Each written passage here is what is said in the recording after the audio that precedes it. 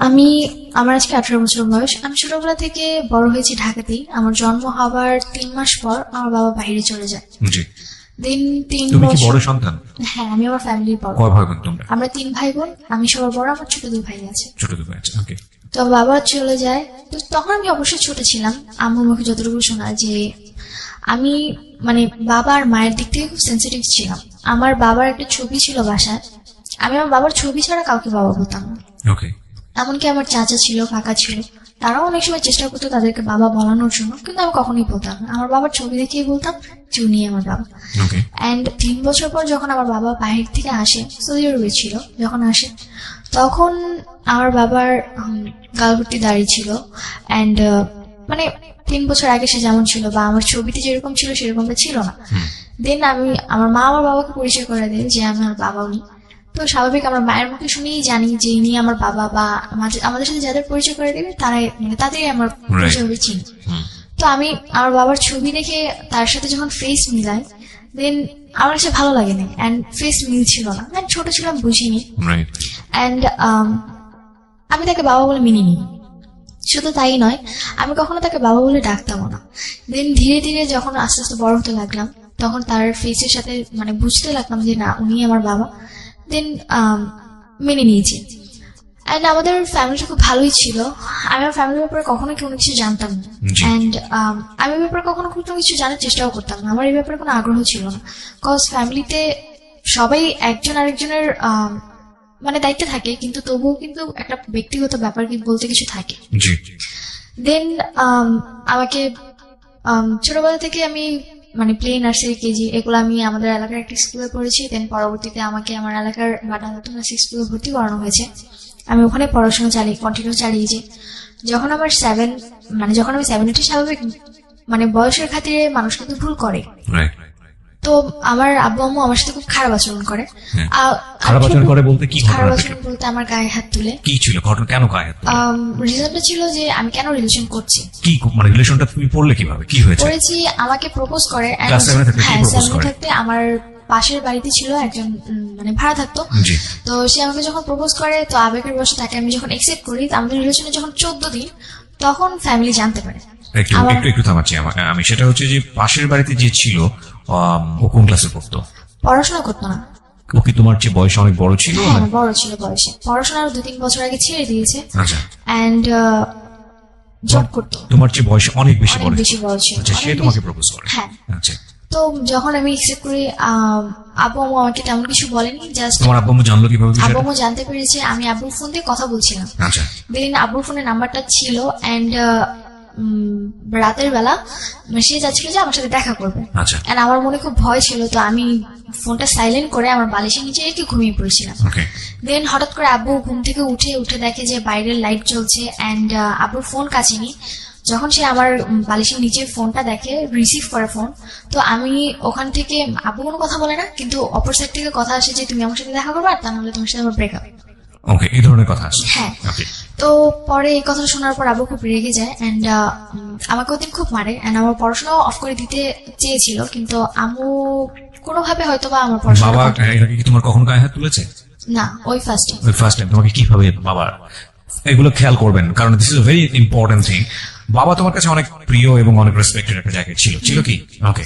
তো তোমাকে বাবা ওই ঘটনা জানার পরে তোমাকে বাবা কি করেছে? আমাকে কি আমাকে প্রথমে 2-3টা থাপ্পড় মারে। জিজ্ঞেস করেনি যে কি হয়েছে হ্যাঁ, ঘটনাটা? আমাকে জিজ্ঞেস করেছিল। দেন আমাকে বলার কোনো স্কোপ দেয়নি। Okay. আমি কিছু বলার আগে উনি আমাকে মারতে শুরু করে। অ্যান্ড তোমার ওই সময় ফিলটা কি ছিল যে যখন এরকম একটা ঘটনা, তোমার ক্লাস 7 এ বয়স খুব বেশি হলে 12 থেকে 13, তোমার বাবা এটা জেনে গেছে এবং তুমি তো নিজে থেকেই ভয় পাওয়ার কথা? হ্যাঁ, আমি খুব ভয় পেয়ে গিয়েছিলাম। অ্যান্ড আমি বলছিলাম যে আব্বু আমার কথাটা শোনো, আমি সরি যে আমি ভুল করছি, অন্তত আমার কথাটা শোনো। তারপর তার একটাই কথা ছিল, কেন তুমি ফোন ধরবা আর কেন বা তুমি কথা বলবা। ওকে।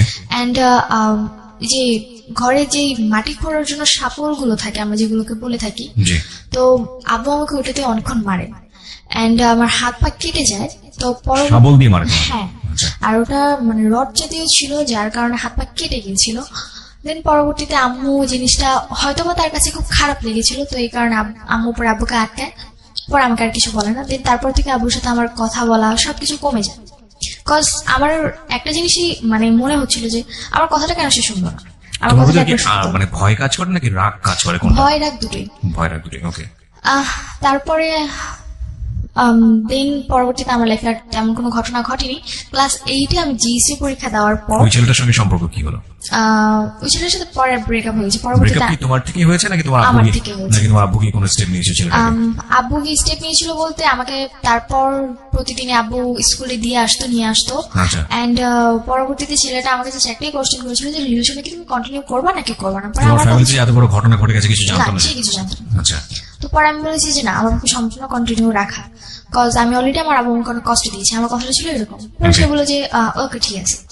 তো তারপর তার সাথে আমার কোনো কন্ট্যাক্ট হয়নি। অবশ্য তার নাম্বারটা আমার মুখস্থ ছিল না। আমি কার্ড থেকে তার নাম্বার অলওয়েজ তুলতাম, আর কার্ডটা পরবর্তীতে আব্বু আমার ব্যাগ থেকে ফেলে দেয়, ওকে। যার কারণে আমার পরবর্তীতে আর কোনো কথা হয়নি। হুম। তো ক্লাস 8-এ জিএসসি এক্সাম সময় বাবা ছিল। দেন জিএসসি এক্সাম শেষ ডিসেম্বর 1 তারিখে বাবা কাতার চলে যায়। আচ্ছা এন্ড তারপরে আব্বু যাবার 1 মাস পর আম্মা আমার হাতে একটা ফোন ধরিয়ে দেয়। আচ্ছা। সেটা হচ্ছে নোকিয়া ফোন, টাচ ফোন ছিল, মানে নতুন মডেল যেটা বের হয়েছিল। ওকে। তো পরে and নতুন ফোন ছিল, অনেক খুশি ছিলাম আমি। তো আমি বুঝতাম না তখন যে কি হচ্ছিল। তো রাতে আমি এফএম শুনতাম বা ফোনে ফেসবুক ইউজ করতাম। তখন আম্মু দেখতাম রাতের পর রাত জেগে কথা বলে। তো তোমাকে ফোন দিলো, এটা কি তুমি চেয়েছিলে নাকি এমনিতেই তোমাকে দিল? নিজে থেকেই তারা দিয়েছিল। নিজে থেকেই দিল হ্যাঁ। যে তুমি এটা ইউজ করো? হ্যাঁ, এটা আমাকে ইউজ করো, কারণ আম্মু অনেক সময় বাইরে যেত, বাসায় কন্ট্যাক্ট করতে হতো, এই কারণে সে আমাকে ফোনটা দিয়েছিল। ওকে। তুমি কি এটা স্কুলে নিয়ে যেতে পারতে? না, স্কুলে আমাদের allow অ্যালাউ ছিল ছিল না? না। ওকে। তো পরবর্তীতে আম্মু রাতে যারা জেগে কথা বলতো, তো আমি ভাবলাম যে হয়তো বা যদি আব্বুর সাথে কথা বলে, কারণ আব্বু তখন নতুন বাইরে গিয়েছে। হুম। তো পরবর্তীতে জানতে পারলাম যে আব্বুর ফোন ছিল না, বাইরে যখন যায় তখন তার কাছে ফোন ছিল না, এন্ড সে আরেকজনের ফোন নিয়ে আম্মুর সাথে 2-1 মিনিট করে কথা বলতো। তো পরবর্তীতে আমি আম্মুকে কোশ্চেন করলাম যে তুমি কার সাথে কথা বলো। পরে আম্মু বললো যে আমার এক রিলেটিভের সাথে কথা বলি। আর কথাটা হচ্ছে যে আম্মুর বিয়ের আগে, আম্মুর বিয়ে হয়েছিল 18 বছর, আই মিন এসএসসি এক্সামের আগে। হুম। তো তার আগে তার একটা রিলেশন ছিল। ওকে। দেন রিলেশন ছিল, সে তাকে খুব লাভ করতেন, তাদের মধ্যে খুব ঘনিষ্ঠ সম্পর্ক ছিল। এন্ড যখন আম্মুর ফ্যামিলিটা জানতে পারে, আমাকে একটা বিয়ে দিয়ে দেয়। সেটাই তোমার বাবা ছিল? না, সে ছিল একটা স্কুল মাস্টার ছিল। ওকে। তার সাথে যখন আমার মায়ের বিয়ে দেয়, তারপর 6 মাস সংসার হয়। দেন আম্মু নাকি তার সাথে সংসার করতে চায় না, আচ্ছা। যার কারণে সেখান থেকে আম্মু চলে আসে। and পরবর্তীতে তাদের ডিভোর্স করিয়ে দেওয়া হয়। এন্ড তার 3 মাস পর আমার আব্বুর সাথে বিয়ে। এটা কি তোমাদের তোমার আব্বু আম্মু কি এটা কি অ্যারেঞ্জ ম্যারেজ ছিল নাকি ফ্যামিলি? অ্যারেঞ্জ ম্যারেজ ছিল। দুপক্ষ থেকে অ্যারেঞ্জ ছিল? হ্যাঁ। ওকে।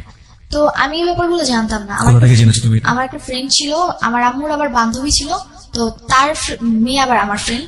এখানে একটু মাফ করবেন প্রিয় শ্রোতা, আজকে আমি প্রচুর ইন্টারাপ্ট করবো। সাধারণত আমি গল্পে কখনো ইন্টারাপ্ট করি না, মানে সচেতন ভাবেই পুরো গল্পটা শুনে যাই এবং লাস্টে গিয়ে কথা বলি। কিন্তু আজকে ইন্টারাপ্ট করার বিশেষ কারণ আছে, কারণ আমি চাই গল্পের ভেতরটা, ব্যাকগ্রাউন্ডটা খুব চমৎকার ভাবে উঠে আসুক। বুঝলে, সামনে আমরা যে সিচুয়েশনটা ফেস করতে যাচ্ছি সেটার অনেক প্রশ্নের উত্তরই মিলবে না। বিকজ আমরা যে ব্যাকগ্রাউন্ডটা আপনারা আছেন, এই ব্যাকগ্রাউন্ডটা খুব ভালো করে শুনবেন, প্রত্যেকটা বিষয় খুব ভালো করে শুনবেন। অলরেডি আমরা দুটো ঘটনার মুখোমুখি হয়েছি। নাম্বার 1, সেটা হচ্ছে ক্লাস 7-এ থাকতে ওকে যেভাবে এই একটা ঘটনার প্রেক্ষাপট ওকে যেভাবে টর্চার করা হলো, সেটা খুব ভালোভাবে নিতে পারেনি, যদিও বিষয়টা পরবর্তীতে মিনিমাইজ হয়ে গেছে, কিন্তু সাবসিকুয়েন্ট মাইন্ডে বিষয়টা থাকার কথা। 1 2 নাম্বার হচ্ছে হলো ও ফোন না চাইতে ওকে ফোন দেওয়া হয়েছে, যেটা ওর ভাষ্য। আর আরেকটি বিষয় খেয়াল রাখবেন, এখানে ও যেটা বলছে সেটাই যে স্পষ্টভাবে সবকিছু সত্য সেটা নয়, তবে সেটাকে বিশ্বাসযোগ্য জায়গায় নিয়ে যাওয়ার জন্যই আমাদের এত বেশি প্রশ্ন। হ্যাঁ, তো এই বিষয়টা তুমি কবে জেনেছো? জেনেছি আমার বাবা যাওয়ার 1 মাস কি 1.5 মাস পর। 1 মাস কি 1.5 মাস পর? জানার পরে তুমি তোমার মাকে এটা জিজ্ঞেস করেছো? হ্যাঁ।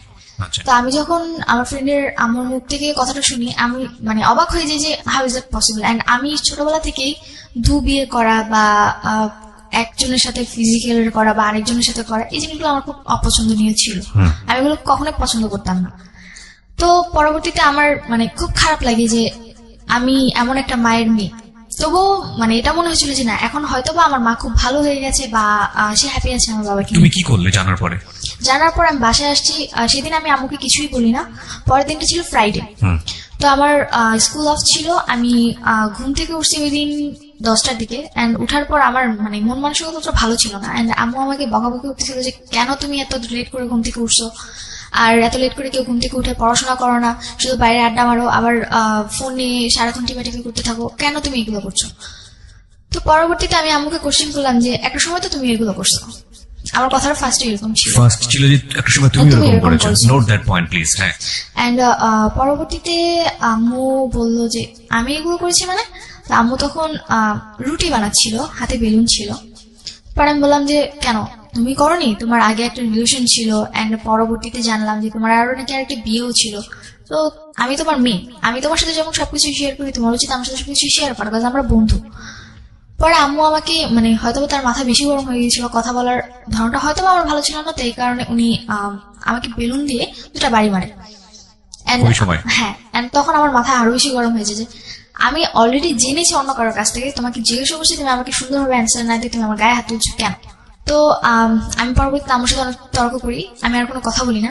তোমাকে একটু থামাচ্ছি, দুটো পয়েন্ট আমরা গিয়েছি এবং দুটো পয়েন্টই খুব সেন্সিটিভ পয়েন্ট। আমি কারণ গল্পটা যখন সামনের দিকে চলে যাবে তখন আপনারা এগুলো ভুলে যাবেন, আমি দুটো পয়েন্টে একটু 2 মিনিট কথা বলতে চাই।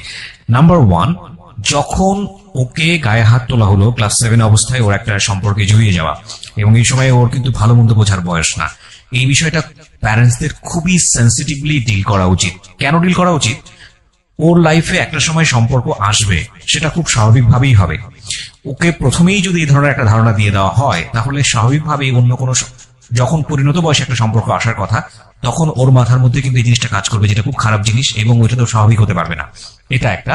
আরেকটা বিষয় যেটা যে এতে হিতে বিপরীত হতে পারে, মানে ওর গায়ে যেভাবে হাত তোলা হয়েছে তাতে করে কিন্তু খুব রাফ ডিসিশন নিয়ে ফেলতে পারে, কারণ বয়সটা খুবই ইয়াং বয়স। তো সেই জায়গাটা থেকে ওকে ডিল করা উচিত ছিল খুব সফটলি, যেটা প্যারেন্টস করেননি। মায়ের ভুলটা দেখেন, ও হ্যাঁ, এটা এখানে ওরও একটা ভুল আছে, সেটা হচ্ছে যে যখন ওর ওর বান্ধবীর মায়ের কাছ থেকে বিষয়টা জানলো, ওর উচিত ছিল মাকে এসে জিজ্ঞেস করা যে মা এরকম ঘটনা ঘটেছে কিনা। খুব স্বাভাবিকভাবেই একটা সন্তান ওই বয়সে সে ভালো মন্দ বোঝে না, তার খারাপ লাগাটা খুব স্বাভাবিক, কারণ যেহেতু ওর স্বাভাবিকভাবে এই জিনিসটাকে প্রেজেন্ট করা হয়েছে, কিন্তু ও সেটা করেনি। এবং এর প্রেক্ষাপটে ওর মা এসে যেই ব্যবহারটা করলো সেটা আরো ভয়ানক রকমের ভুল। একটা জিনিস আমরা হয়তো একসেপ্ট করে নিলাম, যেহেতু ওর বয়স ছোট এবং ও যেহেতু বিষয়টা বোঝেনি, ও এসে ও মাকে ওইভাবে বলতে পারেনি, সে কারণে সে খুব রাফলি জিনিসটাকে প্রেজেন্ট করেছে। কিন্তু ওর মার উচিত ছিল বিষয়টা ওর কাছ থেকে খুব সুন্দর করে জেনে তারপর ওকে খুব সুন্দর করে বুঝিয়ে দেয়া। আমরা যেই প্রযুক্তির যুগে বসবাস করি, সেখানে আমাদের সন্তানেরা আমাদের অতীত জানবে না, এটা হতেই পারে না। আমাদের অতীত তারা জানবেই। একটা সময় যদি আপনি ভুল করে থাকেন বা কোনো একটা বিপদের মধ্যে পড়ে থাকেন বা যাই কিছু করে থাকেন না কেন, এই প্রযুক্তির যুগে সবকিছু ডকুমেন্ট থেকে যায় এবং একটা সময় গিয়ে আপনার সন্তান সেটা জানবেই।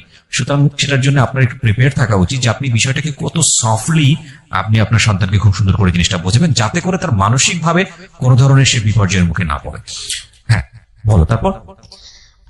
তারপর থেকে গায়ে হাত তুললো? হ্যাঁ, গায়ে হাত তুললো। পরে আম্মুর সাথে আমার আর কোনো কথা বলি না, আমি রাগ করে আম্মুর সাথে কথা বলি। কিন্তু ওই প্রশ্নের উত্তর কি দিল তোমার মা, তুমি আম্মু যখন বললা এটা? প্রশ্নের পরবর্তীতে আম্মু আমাকে আর কিছু বলেনি, শুধু শুধু এইটুকুই গায়ে হাত বলেছে। তুললো? হ্যাঁ, কি হ্যাঁ, বললো? গায়ে হাত তুলেছে, আর পরে এটাই বলেছে যে আমাদের ব্যাপারে তোমার না জানলেও চলবে। Oh, this is a big mistake, big mistake. Okay. And এটা বলেছিল যে আমাদের ব্যাপারে তোমার না জানলেও চলবে, অ্যান্ড নিজের লাইফের ব্যাপারে ফোকাস দাও, তোমার ফ্যামিলির ব্যাপারে এত কিছু জানার প্রয়োজন নেই। আমরা এখানে একটা বিরতি নিব প্রিয় শ্রোতা। তারপর আম্মুর সাথে আমার কথা হয়নি 2-3 দিন, অ্যান্ড তারপরে দেখি যে আম্মু একজনের সাথে কথা বলে and বাইরে গিয়ে দেখা করে। তখন কি তুমি তোমার মার সঙ্গে স্বাভাবিক ছিলে, কথাবার্তা বলতে, নাকি স্বাভাবিক একদম বলতে চুপচাপ? নর্মালি ওরকম কথা হতো না, জাস্ট আচ্ছা। খেয়েছো কিনা বা খাবা কিনা বা স্কুলে যাবা কিনা। তোমার এরকম। কোনো ফ্রেন্ড ছিল ওই মুহূর্তে তাদের সাথে তুমি এই বিষয়গুলো শেয়ার করতে? না, আমার আসলে আমি ছোটবেলা থেকে আমি স্কুলে পড়তাম, কিন্তু আমার ছোটবেলার স্কুল লাইফটা ছিল সবচেয়ে খারাপ। কেন? কজ আমার স্কুল লাইফে আমি কখনো কোনো ফ্রেন্ড করতাম না। আচ্ছা। আমার নিজের কাছে খুব খারাপ লাগতো, কজ সবার ফ্যামিলি এত সুন্দর, এন্ড আমি সবসময় একটা জিনিস চাইতাম যে আমার মা, সবার মায়েরা তাদের স্টুডেন্টস মানে বাচ্চাদেরকে নিতে আসে, আমি চাইতাম যে আমার আম্মু যেন আমাকে নিতে আসে। And যদিও যে বছরে যদি 2-1বারও সে আমাকে আনতে যেত, মানে তার চেয়ে মানে সেই দিনটা মনে হতো যে আমার ঈদের মতো খুশি যে সে আমাকে নিতে আসছে। দিতে যেত না কেন, কোনো কারণ ছিল? নিতে যেত না, তখন আমার ছোট ভাই হয়েছিল, এন্ড তার একটাই কথা ছিল যে তোমার ছোট ভাইকে বাসায় রাখতে হয়, দেখতে হয়। তো আমি বাসায় কি কেউ করে ছিল যাবো? না? না, বাসায় কেউ ছিল না। সো তুমি তোমার জায়গা থেকে এটা ফিল করতে, কিন্তু তোমার মায়ের জায়গা থেকে বিষয়টা লজিক্যাল ছিল। হ্যাঁ, লজিক্যাল ছিল। তো কিন্তু তোমার এই সুন্দর কারণে করে আমি কিছু বোঝাতো না বলতাম বিষয়টা যে দেখো বাবা আমার এরকম সমস্যা যে না, কারণে যেতে এরকম পারে? কখনো বুঝাইনি। মানে আচ্ছা। আমার মায়ের আচরণ ছোটবেলা থেকে অনেক রাফ ছিল, Rough। এন্ড একটা মা উনি তো একটা মানুষের নিম্ন স্তরে যে বকাবকি করে বা স্ল্যাং, হ্যাঁ উর্দু কথা বলা। কুরু কথা বলে, মানে একটা মানুষের নিম্ন স্তরের চেয়েও নিচু কথা উনি আমাকে বলতো। আমি আগেই বলেছি আজকে আমি অনেক ইন্টারাপ্ট করবো। আমি আপনাদের যারা রেডিওতে এটা শুনছেন তাদের হয়তো মনে হতে পারে যেটা কিভাবে সম্ভব। আমি আমার এটা গিবত হয়েছে, আল্লাহ মাফ করুক। আমি জাস্ট একটা এক্সাম্পল দিই। আমার পাশের এরকম একটা ঘটনা ঘটে রেগুলারলি। মেয়েটার বয়স আমি জানি না, এবং হঠাৎ করে সেদিন আমি শুনছিলাম, পাশে ছিলাম অল্প সময়ের জন্য, মা এবং মেয়ের কনভারসেশন। মা মেয়েকে যেভাবে গালি দিচ্ছে, যে কথাগুলো বলছে, সেটা আমার কাছে কোয়াইট আনথিঙ্কেবল মনে হয়েছে। এবং মাঝে মাঝে দেখছিলাম যে মেয়েটা প্রতিবাদ করছে, ছোট ছোট অল্প অল্প প্রতিবাদ করছে। তোমার একটা সময় মনে হচ্ছিল যে এই মেয়েটার ভয়েসটা একটা সময় লাউড হয়ে যাবে, মা তখন আর কিছু বলতে পারবে না। কারণ বিষয়টা আসলে তাই হয়, আমরা যত কিছুই থাকি না কেন, হয়তো ওই মায়ের লাইফে একটা গল্প আছে, সে অনেক বেশি ফ্রাস্ট্রেটেড, নিশ্চয়ই আছে, নইলে মেয়ের সঙ্গে এত খারাপ ব্যবহার কেন করবে। কিন্তু এটা একটা না মানে শস্য জমির মতো, আপনি যে কাজটা করছেন সেটার রেজাল্ট আপনাকে পেতেই হবে। এবং আপনি একজনের উপর ফ্রাস্ট্রেটেড হয়ে যদি আপনি আপনার সন্তানের সাথে খারাপ ব্যবহার করেন, আপনার সন্তান এটা কড়াই গন্ডে আপনাকে দিয়ে দিবে, ব্যাগ দিয়ে দিবে। যাই হোক, বলেন তারপর। তো আমার সাথে প্রচুর খারাপ ব্যবহার করতো, উঠতে বসতে খেতে বসলে অনেক খারাপ আচরণ করতো। অ্যান্ড মানে মাঝে মধ্যে নিজের কাছে এটা মনে হতো যে আল্লাহ কেন আমাকে বাঁচিয়ে রাখছে, বা আমি কেন মরে যাইনি। ওকে। তো এক পর্যায়ে সুইসাইড অ্যাটেম্পের চিন্তা করলাম ওই যে ক্লাস 7 এর থাকতেই, তখন আমি ক্লাস 9-এ Class মানে 9 প্রথম দিকে ভর্তি হয়েছি। ওকে। তো ইচ্ছে করছিল যে বেঁচে থাকার চেয়ে মরে যাওয়াটা হয়তো আমার কাছে অনেক বেশি বেটার। তো আমার আম্মুর সাথে একটা ছেলের মানে নর্মালি কথা হতো, আমি শুধু জানতাম, কখনো দেখিনি। তো হঠাৎ একদিন রোজার মাস, তখন আমার বাসায় আসছে সে। তো তখন আমার বাসায় তাকে দেখে আমি অবাক যে কে এই লোকটা। অ্যান্ড সে দেখতে নর্মালি সুন্দর ছিল, তো আমার ভালো লাগে, কিন্তু আমি কখনো তাকে কথা বলতাম না। অ্যান্ড পরবর্তীতে যখন দেখলাম যে রাতের পর রাত আম্মু তার সাথে কথা বলতেছে, আমার নিজের কাছে তার প্রতি ঘৃণা জন্ম নিল যে মানে একটা বিবাহিত মহিলা তার সাথে কি করে সে এত রাত জেগে কথা বলে। আর সে কিনা সে অনার্স 3rd ইয়ারে পড়ছে, একটা ছেলে। নিজের কাছে খুব খারাপ লাগতো। আমি তাকে মাকে জিজ্ঞেস করলাম না, হ্যাঁ, ছেলেটা আমি বাসায় জিজ্ঞেস আসলে করেছি। থেকে সে ছিল পরে বললো যে আমাকে পরিচয় করিয়ে দিল যে আমি তাকে আমার ভাই বলে জানি, তোমার মামা। তোমার মামা? হ্যাঁ, আমার মামা। পরে আমি বললাম যে আচ্ছা ঠিক আছে। তো আমি কখনো তার সাথে কথা বলতাম না, আমি পছন্দই করতাম না তাকে, কোনোভাবেই পছন্দ করতাম না, আমার বিরক্ত লাগতো তাকে দেখলে। তো সে যদি বাসায় আসতো আমি বের হয়ে যেতাম, বা সে যদি ঘরে থাকতো আমি অন্য রুমে গিয়ে বসে থাকতাম, কখনো তার সাথে কথা বলতাম না। বাট তোমার তো উল্টো আচরণ হওয়া উচিত, যে একটা যাকে তুমি পছন্দ করছো না এবং তুমি গেস করছো যে তার মা, তোমার মা ছেলেটার সঙ্গে কথাবার্তা বলছে, হ্যাঁ। তো তুমি তাকে কেন স্পেস দিচ্ছ? তুমি তো তোমার মায়ের রুমেই বসে থাকা উচিত ছিল। বসে থাকার বলতে আমার ভালো লাগতো না তাদের কথা শুনতে, আর তারা যেরকম কথা বলতো আমার পছন্দ হতো না, বিরক্ত লাগতো। আর তোমার সামনে এটা করতো? হ্যাঁ, আমার সামনে করতো। কি ধরনের পরবর্তীতে কথাবার্তা? চলে যেতাম, মানে তারা একসাথে বসে কথা বলতো, আবার ছেলেটা আমার হাত ধরতো, এগুলো আমার পছন্দ ছিল না। তোমার সামনে এটা করতো? হ্যাঁ, আমার সামনে করতো। তোমাকে অ্যাভয়েড করতো? তুমি এগুলো পছন্দ করতে না? অ্যাভয়েড বলতে যখন একটু বেশি মানে গভীর হয়ে যেত তখন আমাকে বলতো যে একটু বাইরে যাও, দেখো তোমার ভাই কোথায় আছে। ছি ছি ছি ছি। তো পরবর্তীতে এর মধ্যে আমার ছোট ভাই জন্ম নেয়, একদম একটা ছোট। মিনিট একটু থামাচ্ছি, সরি। সেটা হচ্ছে যে যখন এই জিনিসটা হতো, তুমি তো একটা গেস করতে করতে যেটা এটা দিস ব্যাড থিং। হ্যাঁ, bad thing। তো ওই সময়টাতে তুমি এগুলো কি করতে? তোমার ভেতরের মানে ইমপ্রেশনটা কি? খুব খারাপ লাগতো, ইচ্ছে করতে যে হয় ওকে মেরে ফেলি, মানে আমার মাকে মেরে ফেলি, আর তা নয় নিজে মরে যায়। মানে এতটা খারাপ লাগতো, মানে খুব গিল্টি ফিল হতো নিজের মধ্যে। তো এর মধ্যে মানে যখন এই জিনিসগুলো দেখতাম, তার মধ্যে হঠাৎ করে একদিন রাতে দেখি যে আমার বাসায় কেউ একজন আসছে। আমি Okay. আমার রুমে শুয়েছিলাম, আমার বাসায় কেউ একজন আসছে। তো তুমি তোমার মাকে বলতে যে মা এগুলো আমার ভালো এগুলো লাগছে? ঠিক না। হ্যাঁ, আমার বলতাম মাঝে মধ্যে যে আমি এগুলো কেন করবো। তো আমার বলতো যে কি করি, কিছুই তো করি না, জাস্ট নর্মালি কথা বলতো, মানে তার কথাটা উড়াই দিত। না, তুমি তোমার মাকে বলতে পারছো মা কেন আসবে উনি আমার সাথে? হ্যাঁ, আমি বলতাম। পরে বলতো যে আসে ভাই আমার কথা বলতে আসে, মাঝে মধ্যে দেখো না খাবার টাবার নিয়ে আসে, ওনার পছন্দ, এই কারণে আসে, এছাড়া আর কিছু বলতো না। বাট তোমার যে ভালো লাগে না এটা বিষয়টা এটা আমি বলেছি তাকে। তার কথা একটা, তোমার ভালো লাগলে কি সে তোমার কাছে আসে না, তুমি কেন এটা মানে কেয়ার করতেছো, তার কথাটা ছিল এরকম। আমি কেন কেয়ার করতেছি, সে তো আমার কাছে আসতেছে না, আসতেছে তার কাছে, তার ভালো তোমাদের লাগছে তোমাদের সে আসছে। বাসাটার আশেপাশে কোনো লোকজন ছিল না? আসলে আমাদের বাসায় আশেপাশে যে লোকজন ছিল মানে তারা তাদের মতো বিজি। পাশে একজন হিন্দুদের ফ্যামিলি আছে। ফ্ল্যাট এটা? হ্যাঁ। Okay. তো সে তার মতো থাকতো, আর আমাদের ডান পাশে যারা থাকতো তারাও তাদের মতো বিজি থাকতো, মানে তাদের আচরণটা অনেক খারাপ ছিল, যার কারণে তাদের সাথে কেউ মিশতে পারতো না। মানে এই বিষয়টা কিরকম ছিল যে তোমাদের সঙ্গে তাদের কোনো সম্পর্ক না ছিল না, না? সম্পর্ক ছিল না। ওকে। আর আমাদের আশেপাশে যারাই আসছিল নতুন নতুন আসছিল, তো নতুন নতুন তাদের কারোর তোমার সাথে সঙ্গে তোমার বাবার সম্পর্ক কেমন ছিল? প্রথমে খুব ভালো ছিল, অ্যান্ড 7 এর তো আমি কাহিনী যে সময়ের গল্পে আছে ওই সময় কেমন ছিল? ওই সময় অতটা ভালো ছিল না, মানে সে আমার সাথে কথা বলতো না বেশি। বাবাও তোমার সাথে কথা বলতো না, না? কথা বলতো না, just কেমন আছো ভালো আছো শেষ। বাবা তোমার সঙ্গে কথা বলতো না কেন? কথা বলতো না, সে বলতো আমি খারাপ হয়ে গেছি, ঘোরাফেরা করি, ফোন ইউজ করি, ফেসবুক চালাই। আর তাদের আমার ফ্যামিলির কাছে ফেসবুক ইউটিউব জিনিসটা ছিল সবচেয়ে খারাপ। ফোন তো তারাই দিয়েছে। হ্যাঁ, তারাই দিয়েছে। অ্যান্ড তারা বলতো যে কেন ফোন দিয়েছি, গান শুনো, নর্মালি ফ্রেন্ডসদের সাথে যদি কথা বলা হয় 2-1 মিনিট কথা বলো, আর আমাদের খবর না হলে নিবো, তুমি কেন ফেসবুক ইউজ করো। আচ্ছা। তাদের কাছে ফেসবুক জিনিসটা খুবই খারাপ, মানে তোমার নোংরা আব্বু type আমার এর কোনো আইডি জিনিস। ছিল ফেসবুকে? না, কোনো আইডি ছিল না? আইডি ছিল না। ওকে। তারা তোমার কাছ থেকে পাসওয়ার্ড বা তারা ফেসবুক কিভাবে ইউজ করতে এগুলো জানতো? আমি তারা ইউজ করতে পারতো না পারতো না। ফেসবুকটা জিনিসটা, ওকে। তো এই কারণে তারা আরো বেশি খারাপভাবে হোস্ট করতে জিনিসটা। তো পরবর্তীতে যখন এখানে একটা বিষয় একটু বলি প্রিয় শ্রোতা, যেগুলো ভেরি ইম্পর্টেন্ট বিষয়, সেটা হচ্ছে যদি আপনার সন্তান কখনো এরকম ফেসবুক ইউজ করে, আপনি এটাকে স্টপ করতে পারবেন না। যদি স্টপ করেন তাহলে যেটা হবে যে সে গোপন করে অন্য কিছু ব্যবহার করে আপনাকে ধরা দেবে না। তো তারপরে একদিন রাতে দেখলাম যে আমার বাসায় একজন আসছে। তো জিনিসটা আমার কাছে কোনোভাবেই ভালো লাগেনি। তো আমি পরে আমার রুমে যে নক করি, অ্যান্ড নক করার পর মানে আমি যেটা দেখি সেটার জন্য আমি একদম তৈরি ছিলাম না। আর রাত কটার দিকে এটা ঘটনা? তখন রাত মেবি 1:30 কি 2টা বাজে। তখন তুমি ক্লাস 9 এ পড়ো? হ্যাঁ, তখন ক্লাস 9। 1:30 সময় তুমি কি করছিলে? 1:30-2টার দিকে বলতে আমি তখন রাত জেগে এফএম শুনতাম। দিনটা ছিল বৃহস্পতিবার। হ্যাঁ। ভূত এফএম আগে ডর হতো হ্যাঁ। মেবি কোন একটা চ্যানেলে, আমার ঠিক মনে নেই, 89.2-তে। হ্যাঁ। তো আমি সেটা শুনতেছিলাম, আর ওটা তো রাতে 2টা পর্যন্ত হতো। হ্যাঁ। তো সেটা শুনতে শুনতে আমার কানে হেডফোন ছিল। আমি প্রথমে কোনো কিছু শুনিনি যে কেউ আসছে কিনা বা কোনো আওয়াজও পাইনি। পরবর্তীতে যখন আমি ওয়াশরুমে গেলাম তখন দেখলাম যে আমার রুমের লাইট অন করা। ওকে। তো পরে আমি আমার রুমের যখন নক করি, পরে আমার গেট খুলে দেখি যে আমার এক রিলেটিভ। তো আমি তখনও জানতাম না যে তার সাথে আমার আগের রিলেশন ছিল। তো পরবর্তীতে যখন আমি দেখে অবাক, পরে আমি জিজ্ঞেস করলাম, আপনি এখানে এত রাতে?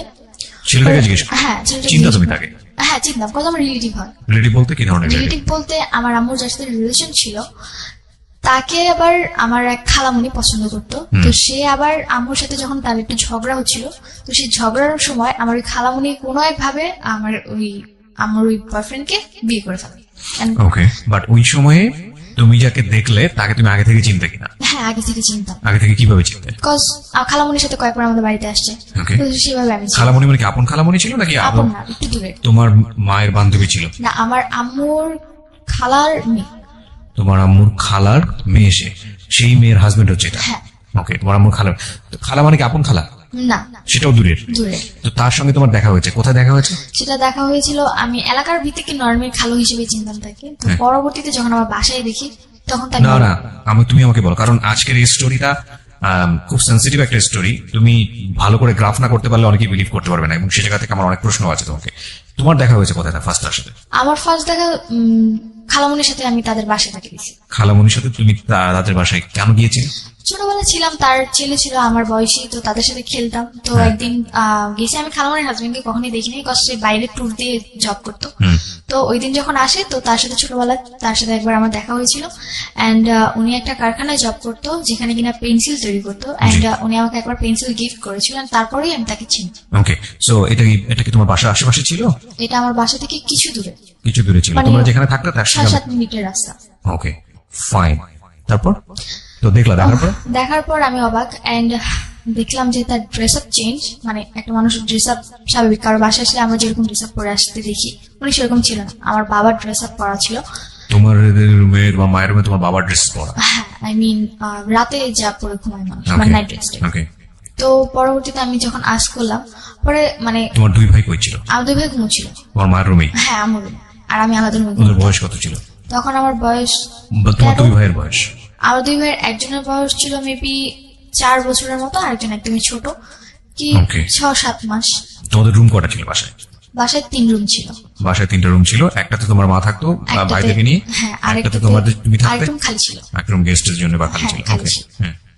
তো পরবর্তীতে যখন আমি দেখলাম, আমার মাথা প্রচন্ড পরিমাণে গরম হয়ে যায়, কেন তিনি তার সাথে এত রাতে মিট করবেন। ওকে। এন্ড আমি আম্মুর সাথে খুব খারাপ আচরণ করি, ওই সময়? ঝগড়া করি। ওই ওই সময়? সময় তখন তার সামনে ঝগড়া করতে থাকি। এন্ড পরবর্তীতে সে যখন এই জিনিসগুলো দেখে, চেঁচামেচি হতে থাকে, আশেপাশে মানুষও চলে আসতে পারে, এই ভয়ে উনি ড্রেস আপ চেঞ্জ করে চলে গেছে। ওই সময় বের হয়ে ওই যাবে? সময় বের হয়ে গেছে। বাই দ্য ওয়ে, তুমি যে বাসায় থাকতে, বাসার গেটম্যান ছিল না? গেটম্যান না, আমাদের বাসায়, মানে আমাদের বাসাটা ছিল এরকম যে আমার রুম ভিতরে, তারপর একটা মাঝখানের রুম, তারপর আমার room। আমি আবার বাইরের রুমে ঘুমোতাম। তোমার কয়তলায় থাকতে? তালা বলতে আমাদের তালা সিস্টেম নেই, মানে একতলাই, সবকিছু টিন সেট? মানে তালা সিস্টেম একতলা, উপরে ছাদ। উপরে ছাদ, মানে পুরো বাসাটাই ছাদ ঢালাই করা একতলা বাসা? ওকে, বাসায় কোনো গেটম্যান ছিল না? না। ওকে। তো গেটে তালা দেওয়া সবকিছু আমি করতো। হুম। পরে যখন চলে গেছে, এন্ড আমার কাছে খুব খারাপ লাগে। এন্ড আমি কেন, মানে আমার খাওয়া বাড়িটা কাদের? আম্মুর নামে লেখা। ঠিক তোমার বাবা বানিয়েছে নাকি তোমার?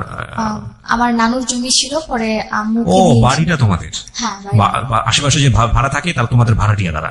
আশেপাশে ভাড়া বলতে বাড়িটা আমাদের, আশেপাশে যারা থাকে তারাও তাদের মতো বাড়ি। ওকে, ফাইন, ঠিক আছে, সিনারিওটা বুঝতে পারছি আমরা। তারপর? হ্যাঁ। তো আমার কাছে খুবই খারাপ লাগে। অ্যান্ড এই জিনিস মানে আমি তার সাথে আমার খালুর সাথে কেন খারাপ আচরণ করি, এর জন্য আমার গায়ে হাত তুলে। ওই সময় তখন ওনার সামনে করে নাকি যাওয়ার না, পরে? উনি যাওয়ার পরে। উনি যাওয়ার পরে, হ্যাঁ। তো প্রচুর গায়ে হাত তুলেন, আমি সহ্য করতে না পারি লাস্ট মোমেন্টে আমি আমার মুখে ধাক্কা মারি যে তোমার লজ্জা করে না, এত রাতে একটা লোক নিয়ে এসে তুমি থাকতেছো, আবার তুমি আমার গায়ে হাত তুলতেছো। তো আম্মু ওই যে এক ধরনের ইয়া থাকে, মানে ওই যে ডাল ঘুটটায় জি, যে ইয়াটা থাকে, ডালঘুটনি, হ্যাঁ। ডাল ঘুটনি, তো ওইটাতে আমার গায়ে হাত তুলে। এন্ড আমার প্রচুর রাগ হয় যে কেন আমার গায়ে হাত তুলে। এই ওই জায়গায় সময় আমার তোমার কি- ভাইরা কোথায় ছিল? আমার ভাইরা ঘুমোচ্ছিল তখনও ঘুমোচ্ছে? হ্যাঁ, তখনও ঘুমোচ্ছিল। আচ্ছা। তারপর যখন আম্মু আমার গায়ে হাত তুলে মানে আমি চিৎকার চেঁচামেচি করতেছিলাম, দেন আমার বড় মানে আমার মেসো যে ভাইটা আছে ও উঠে যায়, উঠে গিয়ে প্রচুর ভয় পেয়ে যায়, তো রাতে কি হচ্ছে। তো ও আবার খাটের কর্নারে চলে যায়। তো ও আবার আমার ছোট ভাইটাকে কোলে নিয়ে সাইডে গিয়ে বসে থাকে। ছোট জন তো ছোট ছিল, ওকে কোলে নিয়ে বসেছিল সাইডে। অ্যান্ড আমার সাথে খুবই খারাপ আচরণ। অ্যান্ড আম্মু আমাকে মারতে মারতে এক পর্যায়ে আমার জামা ছিঁড়ে ফেলে। ওকে। জামা ছিঁড়ে আমাকে ঘর থেকে বের করে দেয়, যে বাড়িতে তোর থাকার দরকার নেই, যে মেয়ে কিনা মাকে বুঝবে না, মার প্রবলেম বুঝবে না, সেই মেয়ের এই বাড়িতে থাকার দরকার নেই, তুই বাসায় বেরিয়ে যা। ওকে। একদিকে আমার জামা ছিঁড়ে গেছে, খুবই খারাপ অবস্থা। আমি এত রাতে কি করে আমাকে বাসা থেকে বের করে দেয়, আমার আরো খারাপ লাগে। আর আমি বাইরে কান্না করতে থাকি। পরে 6টার দিকে ভোর, তখন আমাকে ঘরে ঢুকায়। কটার সময় বের করতে তোমাকে? আমাকে বের করে দেয় তখন মেবি 2:30 বাজে, 2:30 কি 3টার দিকে। ওই 3টার সময় বের করে দিলে তুমি কোথায় ছিলে? বাইরে গেটের বাইরে দাঁড়িয়েছিলাম। দাঁড়িয়েছিলে মানে 3 ঘন্টা তুমি ওখানে দাঁড়িয়েছিলে? হ্যাঁ, ওখানে দাঁড়িয়েছিলাম। অ্যান্ড এর মধ্যে আশেপাশে কোনো লোকজন ছিল না? আশেপাশে ভোরবেলা এত রাত থেকে কেউ থাকে না। তো আমি বাইরে আমাদের যে পিড়াটা ছিল ওখানে বসেছিলাম আমি। তো আম্মু সারা রাত আমাকে মানে কোনো কথাও বলে না, অ্যান্ড রুমের ভিতরে থাকে। পরে আমাকে 6টার থেকে ঘরে ঢুকায়। ঘরে ঢুকানোর পর আমি আম্মুর সাথে আর কোনো কথাই বলি না, একদমই কোনো কথা বলি না, আমি আমার রুমে চলে যাই। তো Can you imagine the situation? Who is right, who is wrong? That is not my point. Point is, বাসায় এরকম একটা ঘটনা ঘটেছে, আমি এই মেয়েটার কথা চিন্তা করছি। আমি বলছি না তার মা রাইট অর রং, আপনারা আপনাদের জায়গা থেকে চিন্তা করবেন। এই মেয়েটা 3টা পর্যন্ত ক্লাস 9-এ পড়ুয়া একটা মেয়ে। যখন অ্যাডোলেসেন্স পিরিয়ড চলে একটা মানুষের, অ্যাডোলেসেন্স পিরিয়ডের মারাত্মক বয়সন্ধিকাল, খুবই সেন্সিটিভ একটা টাইম ব্যক্তিত্ব বিকাশের জন্য। এই মেয়েটাকে রাত 3টার সময় বাসা থেকে বের করে দেওয়া হয়েছে এবং সে গেটে 3 ঘন্টা ওখানে বসেছিল। তারপরে বাসায় ঢুকলে ওই বাসাটা তার কাছে কি পিসফুল মনে হবে না জাহান্নাম মনে হবে, এটা আপনি একটু ফিল করার চেষ্টা করেন। ওকে, তারপর যখন ঘরে ঢুকি, তো আমি আম্মুর সাথে আর কোনো কথা বলি না। তো পরের দিন আম্মু সকালবেলা মানে নাস্তা বানায় খাওয়া দাওয়া করে চলে যায়, মানে আম্মুর রুমে তালা মেরে চলে যায়। তো আমি ঘুম থেকে উঠি 11টার দিকে, উঠে দেখি যে আম্মুর রুম তালা মারা। এন্ড আমি আমার রুমে, আমার জামা কিন্তু অলরেডি ছিঁড়ে আছে, আমি চেঞ্জও করতে পারিনি। আম্মু আমাকে যে গেট খুলে স্কুল ছিল না? হ্যাঁ, স্কুল ছিল, স্কুলে যাওয়া হয়নি। ওকে। তো আমার চেঞ্জ করতে আমি আমার রুমেও যেতে পারিনি। আমার রুমে আমার ড্রেস আপ যা ছিল, তো আমি আমার রুমে শুয়েছিলাম। কি করবো কিছু বুঝতে পারতেছিলাম না। তার উপর রাতে এত কাহিনী গেছে, খুব ক্ষুধাও লাগছে আমার তখন। তো তখন এই জিনিস মানে কান্না করতেছিলাম, চিন্তা করছিলাম যে কেন আমি এই ফ্যামিলিতে জন্মেছি, আমি কেন মরে যাই। তো পরবর্তীতে আম্মুর সাথে যে কথা বলতো, তা আম্মু তাকে নিয়ে আমার বাসায় আসে। ওই যে ছেলেটার সঙ্গে কথা বলতো সেই ছেলেটা তোমাদের বাসায়, সেই ছেলেটার নাম কি ছিল? ওই ছেলেটার নাম ছিল রাসেল। ওকে। তো ছেলেটার নাম ছিল রাসেল। অ্যান্ড ও আম্মুর সাথে বাসায় আসে। অ্যান্ড আসার পর পরবর্তীতে যখন আম্মু তাকে সবকিছু বলে, বলার পর আমার ছোট 2 ভাইকে আমার নানু বাসায় রেখে আম্মু তাকে নিয়ে আমার বাসায় আসে। ওকে। অ্যান্ড আসার পর তাকে বলে যে তুমি যা মেয়েকে বুঝো। রাসেলকে বলে? হ্যাঁ, আমাকে নিয়ে মেয়েকে বুঝো। তো আমি তো নর্মালি তাকে দেখতে পারতাম না, সহ্য করতে পারতাম না, বিরক্ত লাগতো তার আমার প্রতি। তো তারপর সে বলে যে কি হয়েছে তোমার, কেন তুমি আমার সাথে এরকম খারাপ আচরণ করছো। সে আমার রুমে আসার আগে একটা ড্রেস নিয়ে আসে, তো আমি পরে চেঞ্জ করি, তারপর তার সাথে কথা বলি। এন্ড সে আমাকে এমন কিছু জিনিস বুঝায় যে না, তারপর থেকে তার সাথে আমার একটু ভালো লাগা শুরু। তুমি ড্রেস চেঞ্জ করো মানে তার সাথে তুমি ড্রেস চেঞ্জ না, করো? তার সামনে করিনি। সে আমাকে দরজার ফাঁক দিয়ে ড্রেস দিছে, আমি নিয়ে চেঞ্জ করেছি, তারপর তার সাথে কথা বলেছি। ওকে, মানে তোমার অবস্থা এমন ছিল যে তুমি তোমার ড্রেসটা এমন ভাবে ছিঁড়েছিল যে তোমরা মানুষের সামনে যাওয়া মানুষের সামনে যেতে পারবো। ওকে। তো পরবর্তীতে আম্মু মেবি তাকে অনেক কিছু বলে। সে কি বলে? সে এসে বলে যে দেখো, মানুষের লাইফে অনেক ভুল হয়ে থাকে, এন্ড তুমি কিছু মনে করো না, তোমার আম্মু যা করছে ভুলে যাও, আর এরপর থেকে কখনো করবে না, তুমি তোমার আম্মুর সাথে নর্মাল হয়ে যাও। ওকে, মানে সে অ্যাপোলজি করে তোমার আম্মুর অপেক্ষা করে। হ্যাঁ। তো পরে আমি বললাম যে সে কেন এগুলো করতেছে, আমার তো ভালো লাগে না, এন্ড আমি তো পড়াশোনা করছি, সে কেন এগুলো বুঝে না, আমিও তো খারাপ হয়ে যেতে পারি তার এই জিনিসগুলো দেখে। পরে সে বললো যে কেন, তুমি তো বুঝো তাই না, তুমি তো একেবারেও বাচ্চা না, তোমার অলরেডি 13-14 বছর বয়স, তো বুঝে যেহেতু তুমি খারাপ হবে না, এটা আমার তোমার প্রতি বিশ্বাস। আর আমি এটা মনে করি যে তোমার আম্মু যা করছে এরপর থেকে আর কখনো করবে না। সে আমাকে গ্যারান্টি দেয় যে আর কখনো করবে না। তো হয়তো বা সে আম্মুকে বুঝায় যে না, আমি অনেক আপসেট আছি বা অনেক খারাপ মোমেন্টস আছি, তো এই কারণে সে বলে যে বাইরে ঘুরতে নিয়ে যাবে।